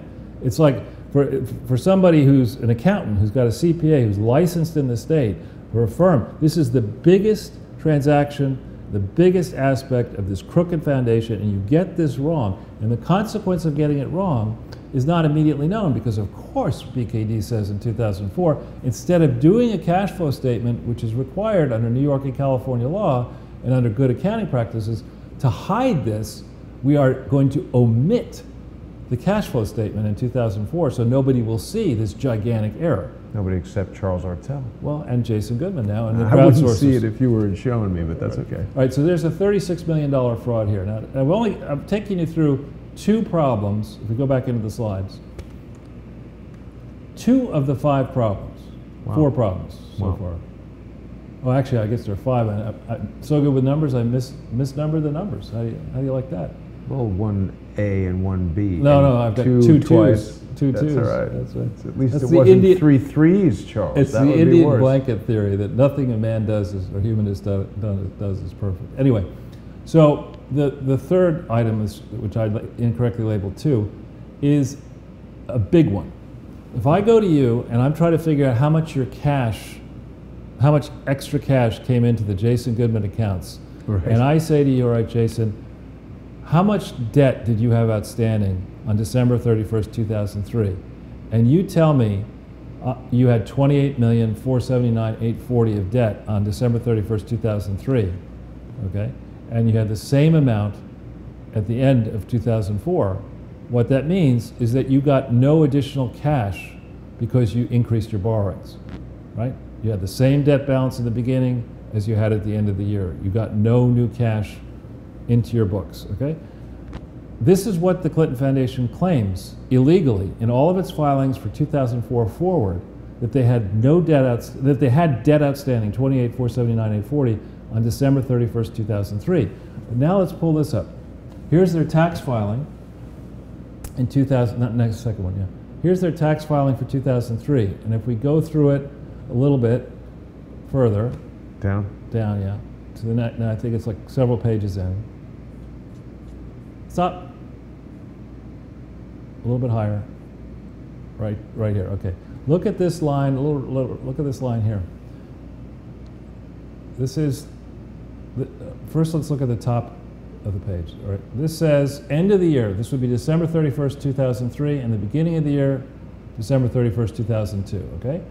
We look down this page at line 60 odd. Here we go. 64B. How much debt does it say? it's got nothing there. Right. And this is under penalties of perjury. They said they had no debt. But in subsequent filings, they claim that as of December 31st, 2003, they had 28,479,630 of debt.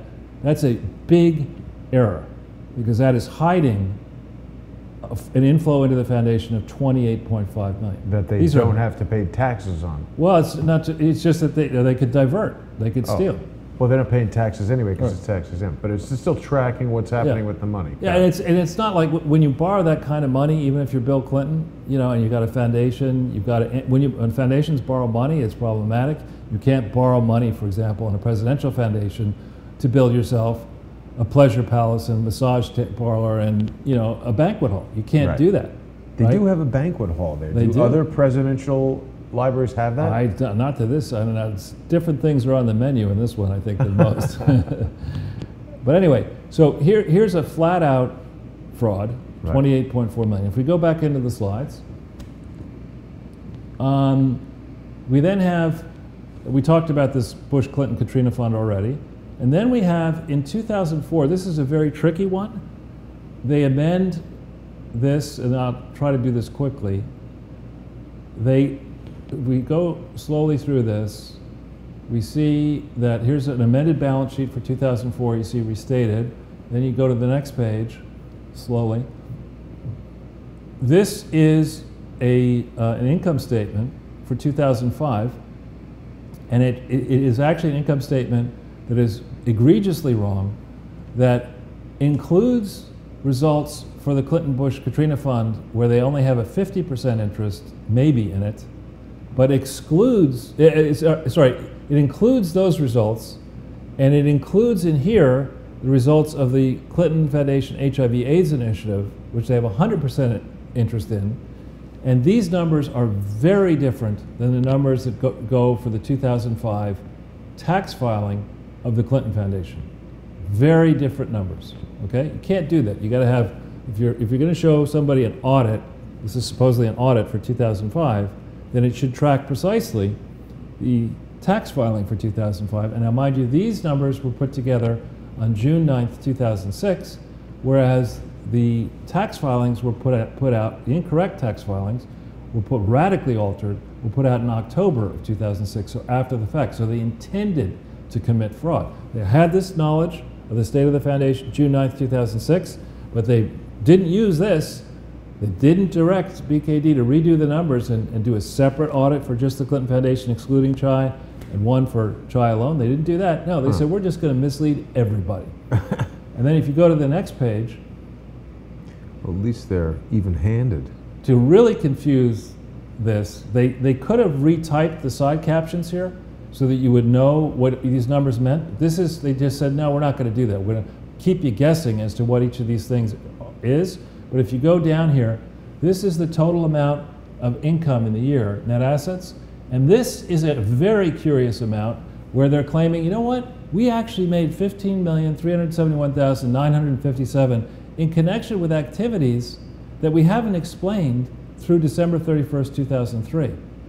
Now, that's a big no-no, right? You can't just say, oh, you know, what I'm gonna do now this time, because I like you guys, is I'm gonna kind of bring you in the know, the circle of trust here, and I'm gonna tell you that, yeah, actually we made an extra 15 million, but I'm not gonna tell you what I did with the 15 million. Or how you made it. Right, so this is missing money. They don't account for this in the cash flow statement, and we, to this day, don't know whether that's really what they made, whether they made a lot more than that, how much they may have stolen, how they did this. And you're not going to figure this out unless you have the training to say, you know, most people would look at this and say, oh, I'm just going to ignore it, I don't know what this is. You know, yeah, take this page out, lay it up against the side captions from the preceding page, and you see what I'm talking about. Charles, Periscope is telling me that Clinton and Jeb have a foundation as well. Well, they've done, I don't know about Jeb, they were involved in, Jeb and Bill were involved in a business venture that the name will come to me, a Florida-based company that was trying to sell, it was called Innovita Homes, and they were trying to sell these manufactured homes in Haiti. Oh. And the guy who was doing that, they got Jeb briefly on the board, they got various people around Bill on the board. Hillary got an OPIC loan, it is alleged. OPEC? Overseas Private Investment Corporation, a subsidized OPIC. I think it's an OPIC loan, to benefit this business. And the guy behind it, I think his name's Carlos Osorio, from memory, he had a Clinton problem. He liked cocaine, he liked high living, he liked spending money he didn't have, so he's in prison, still in prison for fraud. Hey. But anyway, if we could just keep going back to the slide, because I'm mindful of the time. Yes. All right, all of these changes, they're not necessarily all additive, because they could be, you know, we could be double counting here, but if we look at each element and add them up, we're talking about $146 million of errors. Okay, just for one set of financial statements. Okay. Wow. This isn't like, you know, I think I'll give the accountant an A- and I'll give the person a 2 for effort. I mean, this is young person, give me your CPA license, give me your bank account, report directly to jail, tell your parents you're never going to see him again, kiss your kids goodbye, give your pets enough food, you're going up the river forever, and you're never going to work again. No paddle. I mean, this is like not even close to what you should be doing, right? Yeah. And this I do just from the outside. Well, I appreciate the enthusiasm with which you explain it, because it is not immediately obvious to the average person. Right. Well, I'll take you through some more. Yeah. So this analysis above here doesn't get into how much money the Clintons may have stolen from government grants that aren't in these numbers. They report no government grants until 2008 for the Clinton Foundation. And though they're supposed to report them every year, though there's text here about Irish grants. Does that have anything to do with John Glasgow going missing in 2000? It could well. He could have been asking questions. So I think what happened... They had to shift to something else? Yeah, they just say, listen, you know, John, you're going to have to stop asking questions. And then he'd say, well, but my job is to ask questions. Bill Clark used to tell me that's what I was supposed to do. Are you telling me I'm not supposed to be the CFO? I mean, I can imagine how a difficult CFO would be all over this. And he's 45, so he's kind of old enough to be confident in his position and young enough to maybe still have the energy. He's not so old that he's like, forget it, and he's not so young that he's like a dummy. Right. So if we go, now we're going to go a little bit, I could spend a tremendous amount of time going into minutiae, and I don't want to do that. I find it hard to imagine you doing that. Well, all right, in that case. I'm kidding. We go to the next page. All right. This is something that I think accountants who are watching this, the FBI if you're watching this, investigators if you're watching this, the reason you have 3 different approaches in an accounting set of financial audit is you have the income statement, which gives you a sense of how much your inflows and outflows were, focusing on profit.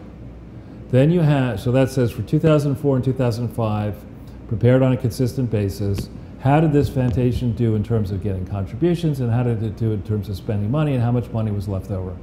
That's what you're supposed to do. Then the balance sheet then says, at the end of the period, the end of 2004, at the end of 2005, what did my stock of assets and liabilities look like? How much cash did I have? How much this? How much that? Blah, blah, blah, blah.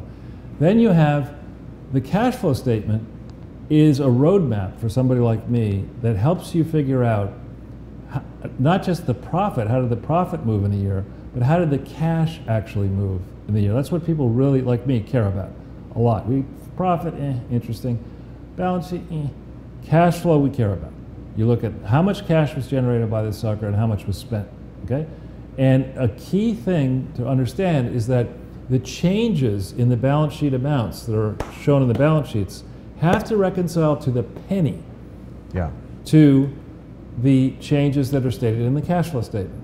And here's an example of an obvious forced set of frauds, okay? Forced, so I'll show you why. They say at year-end 2004, they had so much in land, so much in furniture and equipment, so much in building, so much in gross property, okay? 127,202,348 bucks. Then they say by the comparable period at the columns at the end of 2005, they had 135 million. That means that the capital expenditures for that year, the amounts devoted to increasing your physical plant, should be shown as 8,073,128, because that's the mathematical difference of each of those things, right? In the cash flow entry, however, they say that the difference was 19,951,824. There How should is that not possible? be. Well, I'll show you. There should not be that big of an error. There shouldn't be. It should be off by a penny, let alone a dollar. Okay, it's off by 11,878,696.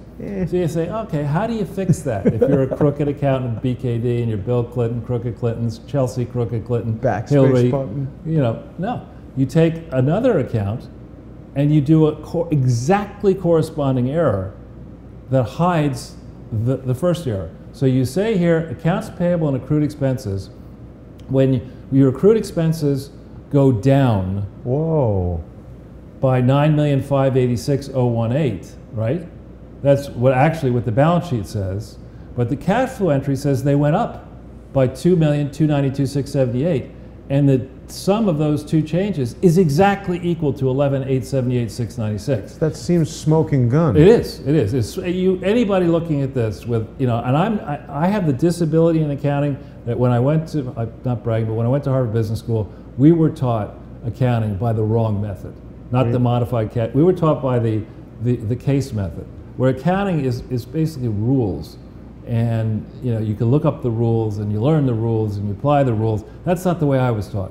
You know, we would go into our first, I'll never forget this, one of our first cases, we sit down and the teacher's saying, well, okay, how should we account for this? It's like, that's not what I want to know. I mean, the rules are the rules. What are no, how should we account for this in theory?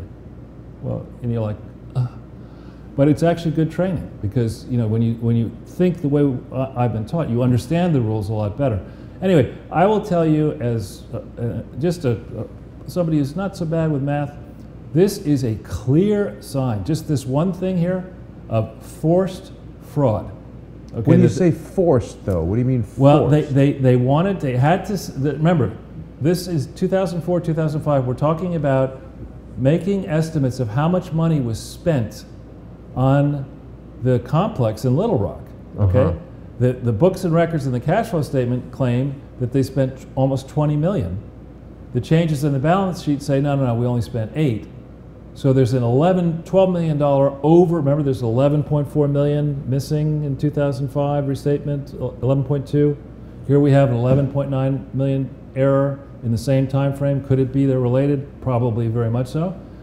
So you have to cover this off. The cash flow statement stuff has to balance. So what you do is you lie about an entry that nobody would check other than me or people like me. And here's clear evidence of fraud, clear evidence. And probably, I mean, this is the most damning evidence of intent. Right. I mean, these forced errors were made on June 9th, 2006. Like you're saying forced, this isn't an accident that such a complicated number comes out exactly the same. Now let's go to the next page and I'll show you why I'm so sure. Okay. The Clintons basically assumed, and this is sort of fun, it's kind of like Bill Clinton making the comments that he made today on Lewinsky. I mean, they assume that nobody's going to check the tax forms. Right. And evidently Rod Rosenstein, you didn't check them, and James Comey, you certainly didn't check them. Bob Mueller, you didn't check them, and the trustees, you didn't check them.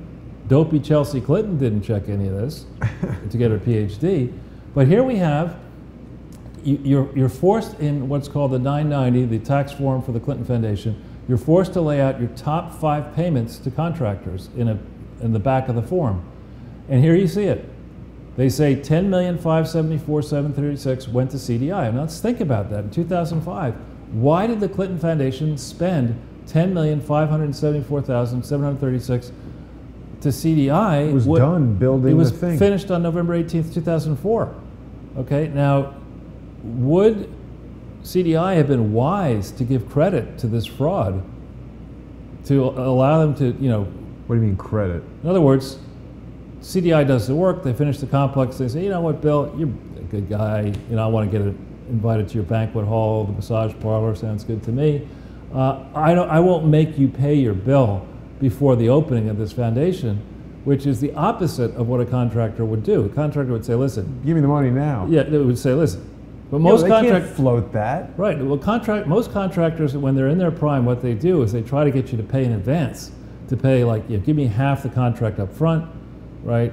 And so they're not laying out cash for the materials and stuff. But certainly, if you've got this deadline, you got Bill Clinton and George W. Bush and H.W. Bush and Jimmy Carter and all their wives and friends, whatever, jetting into Little Rock to appear at this opening of the Clinton Foundation.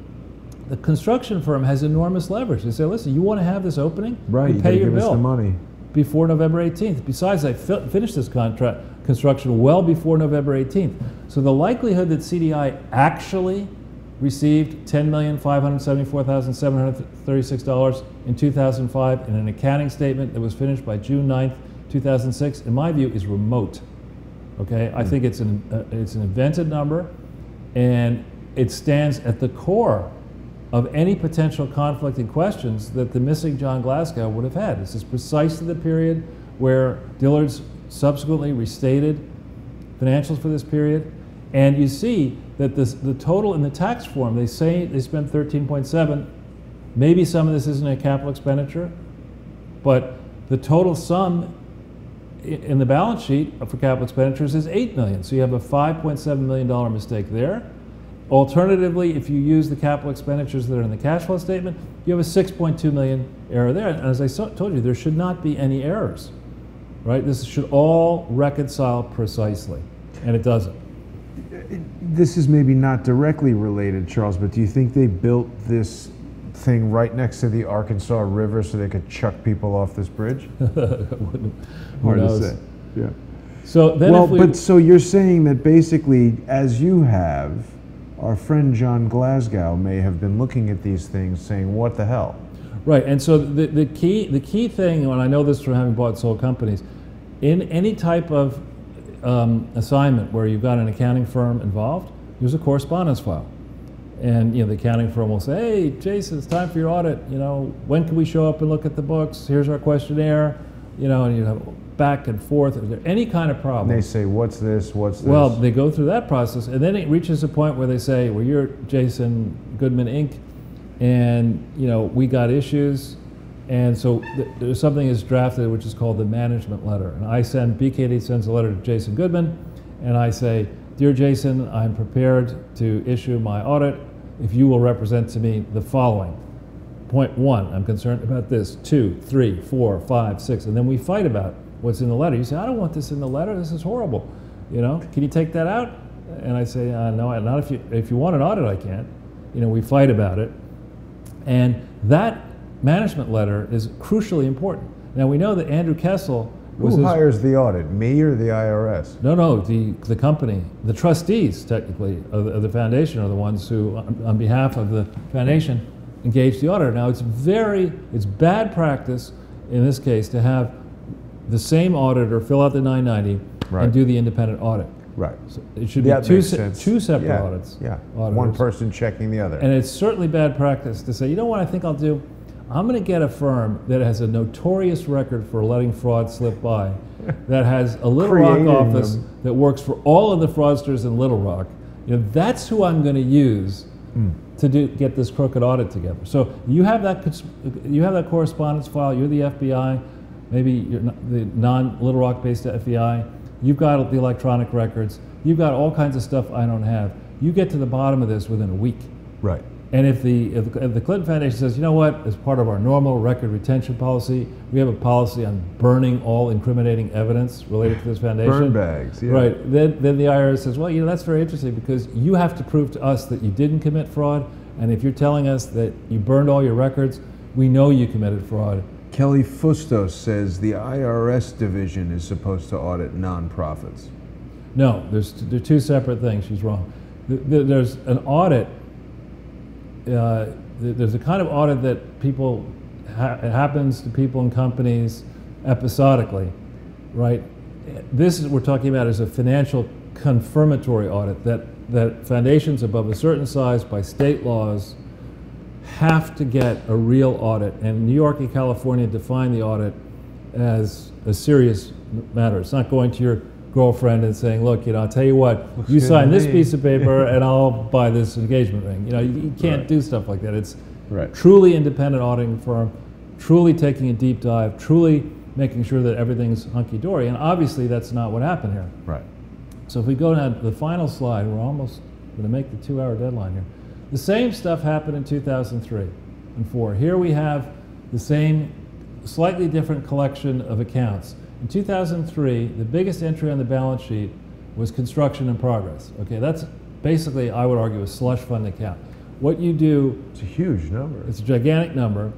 And the issue here is that just because you spent the money doesn't mean that at December 31st, 2003, your construction in progress is still worth $70.6 million. An accounting firm would have to say, well, you know, what's the likelihood the Clinton Foundation is actually going to complete this? You know, do they have the money in the bank to pay for this? Are there any problems? Did we find out in 2003, the books for 2003 weren't put together until early 2004. Did we learn on May 24th, 2004, that the Clinton Foundation had gutted the legal authority to operate as a presidential library by creating a subsidiary they controlled to house international HIV/AIDS fighting rights in the subsidiary in bold violation of state, federal, and foreign law? Did we learn that in March of 2004? If we did, then we would have known, check, that this construction in progress is worth bupkis. Zero. Negative. Because it's a liability. Well, yeah, I mean, we could have shut the thing down, sued the trustees, put these people in jail. To say that it's $70.6 million is laughable. But anyway, you look at the total is 71,779,712 year-end 2003. They make a judgment. They say, we're going to take this construction in progress, eliminate it, and value the building and the fixtures at $114 million, right? So somebody had to, normally the way that would work is a bunch of nerdy trolls would go and look at this thing and say, okay, let me see all the legal documents. Let me make sure that you're a real foundation, that you're complying with the law. Let me see what you spent. Now let's go and see how much did George W. Bush pay for his, or George H.W. Bush pay for his foundation and other structures that are similar. Let's try to value them, accounting for the fact that this one is in Little Rock, an inexpensive market, versus another one that's in Texas or Boston Houston or something. Whatever. There should be a report from a real, credible person that says, you know, we looked at all this and we did not decide that we could take the amount spent. We instead concluded that this was really only worth $95 million. And we allocated it so much to the land, so much to furniture. And would they have checked, for example, that the land in question here is land in Hot Springs, Arkansas, to do the Camp David retreat that was never authorized by the Clinton Foundation? That land number is a nonsense. They did not properly value the interest that the Clinton Foundation had in the land under the long-term lease in Little Rock. They didn't do that right. They certainly didn't do the building and fixture part of it right. And then if you look at, just as we did in 2005, look at gross property. It goes from 71,779 to what? 114,803,660. Yeah, it's a huge jump. Jump of 43. What does it say in the cash flow books that are prepared in 2006, going all the way back to 2004? What does it say they spent? It says they only spent 15 million bucks. So there's a discrepancy of $28 million here, unexplained.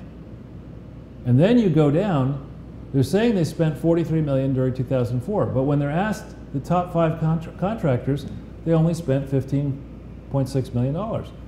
Look how much, was CDI the largest one in 2004? No. Doyne was the largest, some entity, Maltby. CDI was only 3.4 million in 2004, the year where the bulk of the work was done. How could you have 3.4 million in 2004 and 10 million in 2005 when the work was completed? Makes no sense. Yeah. Right? And the total here for the top 5 adds up to 15.6, roughly the same as the cash flow entry, 15.1. Clearly the 43 million is an invented number, right? And what you try to do, if what you're doing Enron style, I mean, this is Enron in philanthropy. It's the same story. If you've got a construction project, you've got an acquisition project that you can put expenses against, right? You say, well, yeah, that wall over there, I spent 8 million bucks on that wall when you really spent 100,000 bucks. That allows you to mask lots of other things. That allows you to take a loss and turn it into a profit. And it's not like it's a new trick. I mean, this has been going on since they built the pyramids or before that. I mean, probably where they just say, look, we want to steal, we want to hide money. We'll inflate the reported construction costs of this thing. No one will be the wiser, and off we go. Boom, boom, boom. And by the way, who's the team involved here? You've got the chairman of the Democratic National Committee, and Terry McAuliffe, as the most important independent director from like 99 right the way through to 2013, every single year.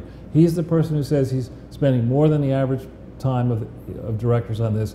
What does he need to do in real life? He needs to raise a lot of money to fund Democratic presidential candidate John Kerry in 2004, other Democrats. This is a perfect way. You stand around this thing, you raise money, and you migrate it into campaigns, whether it's John Kerry's, Hillary Clinton's Senate, Hillary Clinton's presidential, or whatever. Well, and the period at the end of this decades-long sentence is that if Hillary had won, this would all continue to be masked. I mean, this really is a Ponzi. They just keep building it up and up and up and up and up. And I mean, let's face it, if she won, and then she won again in 2020, if any of us remained alive after that, she'd be like 80. And then what? No one's going to prosecute her. I mean, she'd be like, Captain Pike, head in a box, beeping around at 80. Yeah, she may already be there. But what I would say, though, is, we've now given, I try to keep this to under 2 hours, we've given experienced investigators, what they need to do, and I'm happy to talk to investigators, to go into this mess and not ask and see simply the magnitude of the fraud. I've illustrated for you, it's tens, hundreds of millions of dollars of fraud just going through December 31st, 2005. But it's time to go back into the mysterious death of John Glasgow. Absolutely. I'm a little bit unnerved. This is a good slide here, the Roger Glasgow thing. That's what I wanted to talk about a little bit because, in preparation for today's show, Charles, I started to dig into this a little bit, and I mean, I had heard about this. I think we've even spoken about it. It's come up before, and I've been very interested in the mysterious death of Vince Foster. Of course, one of our very first interviews, coincidentally, the death of Peter W. Smith happened like that day. You got informed of it, I think, like either while you were sitting there or on the walk over. So I started to look at this a little bit, and as it turns out, his brother remains alive. There was some stories about it recently, or more recently in 2015, his skull was found, like randomly by hikers in a park. And they say that it was immediately sort of speculated that it was his skull. And just this is the medical examiner's report, if you go, this is 3 days before Hillary Clinton announced for president. 3 days before? Yeah, this report came out. Right. Well, so the this talks about how the medical examiner's report has been released, and I did call the medical examiner's office this morning, and there was a very strange, like, rapid busy signal that indicated to me that something was wrong with the phone at the medical examiner's office. I'm getting a lot of insight into some of the weird stuff that goes on in medical examiner offices in some of these secondary cities. So I called the Little Rock emergency management number that was sort of on the same webpage, and I told them about this strange phone ringing of the coroner's office, and the guy was like, "Oh, that figures." And I said, "What do you mean?" And he said, "Never mind." And I wish I had recorded the call. It's one call I didn't record. And he would not elaborate on what he meant about the phone not answering. So I got actually the cell phone number of the guy who is the medical examiner. I called it several times and he didn't answer. But I began to dig into this a bit more. Obviously, when your family member is missing for 7 years and nobody knows where he is, they started a webpage to try to find him, and they had rewards and things out for information about, trying to find John Glasgow. And I learned that his brother Roger, so here's his brother, the skull found, this is the park, Petit Jean is the park where his skull was found. Oddly, this webpage doesn't let me zoom in my normal way, but that's his brother there. So I attempted to contact his brother, who is a lawyer. Yeah, it's right to the right there. Well, this is... the next to the left, yeah. Yeah, there we go. So what I learned was that his brother had actually been running for Deputy Attorney General of Arkansas. Well, and he worked at Wright, Lindsay and Jennings, which is the law firm that basically where Bruce Lindsay works, which Right. is the law firm that gutted the Clinton Foundation on March 24th, 2004 by illegally forming a subsidiary that was not allowed to do what it was formed to do. Right. And so when I thought about this along the lines of, a lot of times I would say brothers, although they can be vastly different, they basically share the same values, and this notion that John Glasgow is extremely honest, well, let's presume that Roger Glasgow might also be extremely honest. He's in the business of being a lawyer. I would hope that those are guys that uphold the law. So maybe he's running for Attorney General in Arkansas, and Bruce Lindsay and some of these other guys who know Bill Clinton, who's obviously in Arkansas politics at the time, they decide that they don't like that, and they basically planted some marijuana in his car. 24 pounds of it. Yeah. And when he was driving back from Mexico, he got arrested for drug trafficking. Now, the case was dropped. The government's case fell apart. Look at this. It says, Munson helped an inebriated investment banker. There are not many investment banks in Little Rock. It's probably Stevens. Interesting. But he wrote a book about this. We've got to get this book. Yes, Down absolutely. and Dirty, Down South Politics and the Art of, what does it say? Down and Dirty Down South, Politics and the Art of Revenge. Just published last year. Right. Roger Glasgow, the brother of John Glasgow, wrote a book about dirty tricks in politics that was published in 2016. So I have also reached out to Roger Glasgow. I was only able to get his email address. The law firm didn't want to give me his phone number, and he's retired from the law firm. But we're going to continue looking into this, and I am quite intrigued by this matter. I think we've covered what we've got right now fairly thoroughly. Was there anything else you wanted to discuss? Oh, wait a minute. There was something, but it's kind of unrelated. Should we save it for the whole Saudi Arabia thing? We've got a few minutes. Yeah, well, I mean, we've been looking quite a lot at events that have gone on in Saudi Arabia basically since October 1st and maybe even a little bit before. It's been speculated that what happened in Las Vegas may have been some sort of Saudi royal family war spilling out onto the streets. And that doesn't preclude any of the testimony or speculative theories that have said that ISIS was involved. We know from Hillary Clinton emails to John Podesta that Saudi is funding ISIS, at least in Libya and Syria. So the fact that they might be, working on some kind of arms deal there in Las Vegas with someone who could be working for the Saudis is not remotely too difficult to imagine.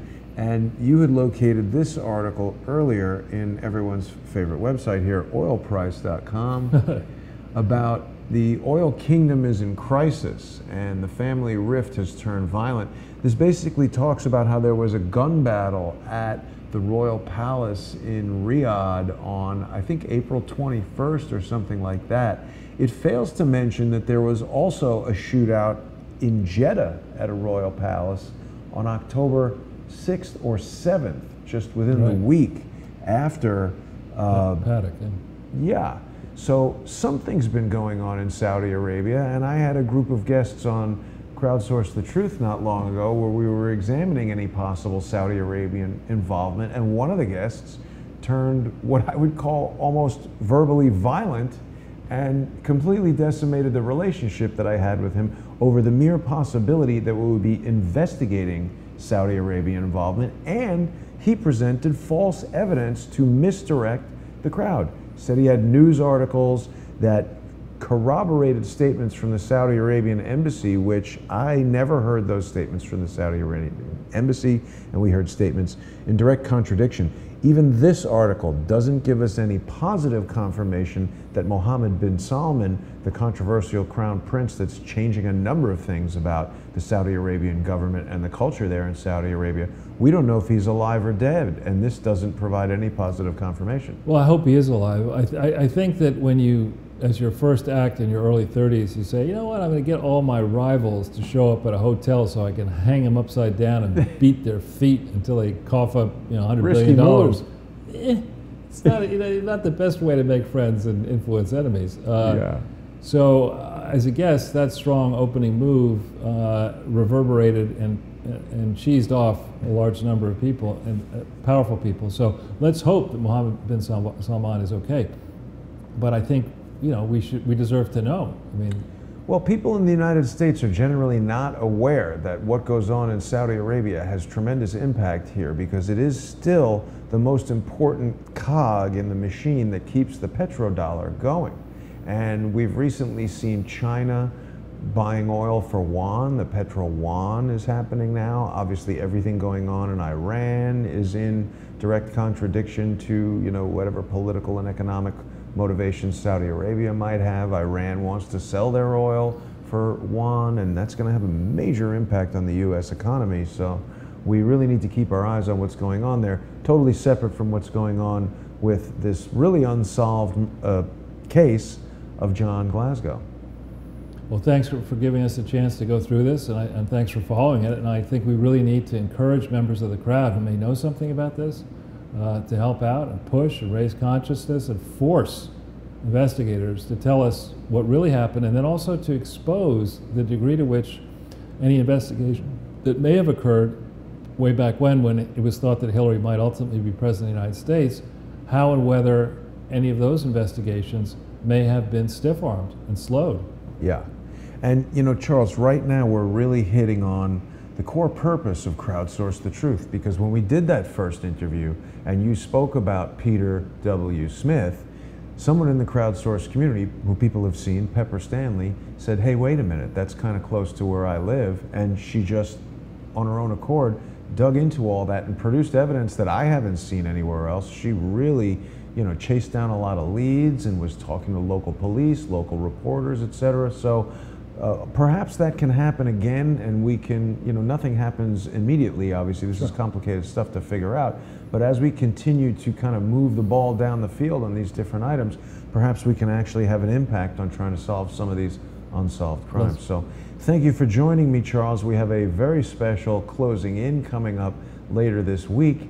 And of course, we'll be traveling somewhere to do that. It's important that people remember, if they like to see us travel around, or even if they like to see me sitting here at this desk, costs money to buy food and turn on the lights in the apartment and everything. So it's really important that viewers become sponsors by going to patreon.com/crowdsourcethetruth, or by just sending a one-time sponsorship payment via PayPal, paypal.me/crowdsourcethetruth. There are a lot of people who don't trust these electronic internet methods of payment. The address here at HQ has been doxed umpteen times, so I'm totally happy to give that out to anyone. They can email me on truth@crowdsourcethetruth.org, and I will happily send them an address. Charles, thank you for joining me. This has been a stunning presentation with regard to this case. I don't know that anyone has examined the death of John Glasgow from a forensic accounting standpoint, which you've just done for us, and I sincerely hope that the investigators and the family of John Glasgow see the program that we've just done and we can move this forward. I'll see you Wednesday, Charles. Thanks for joining me, and thanks everybody for watching. I'll see you tomorrow.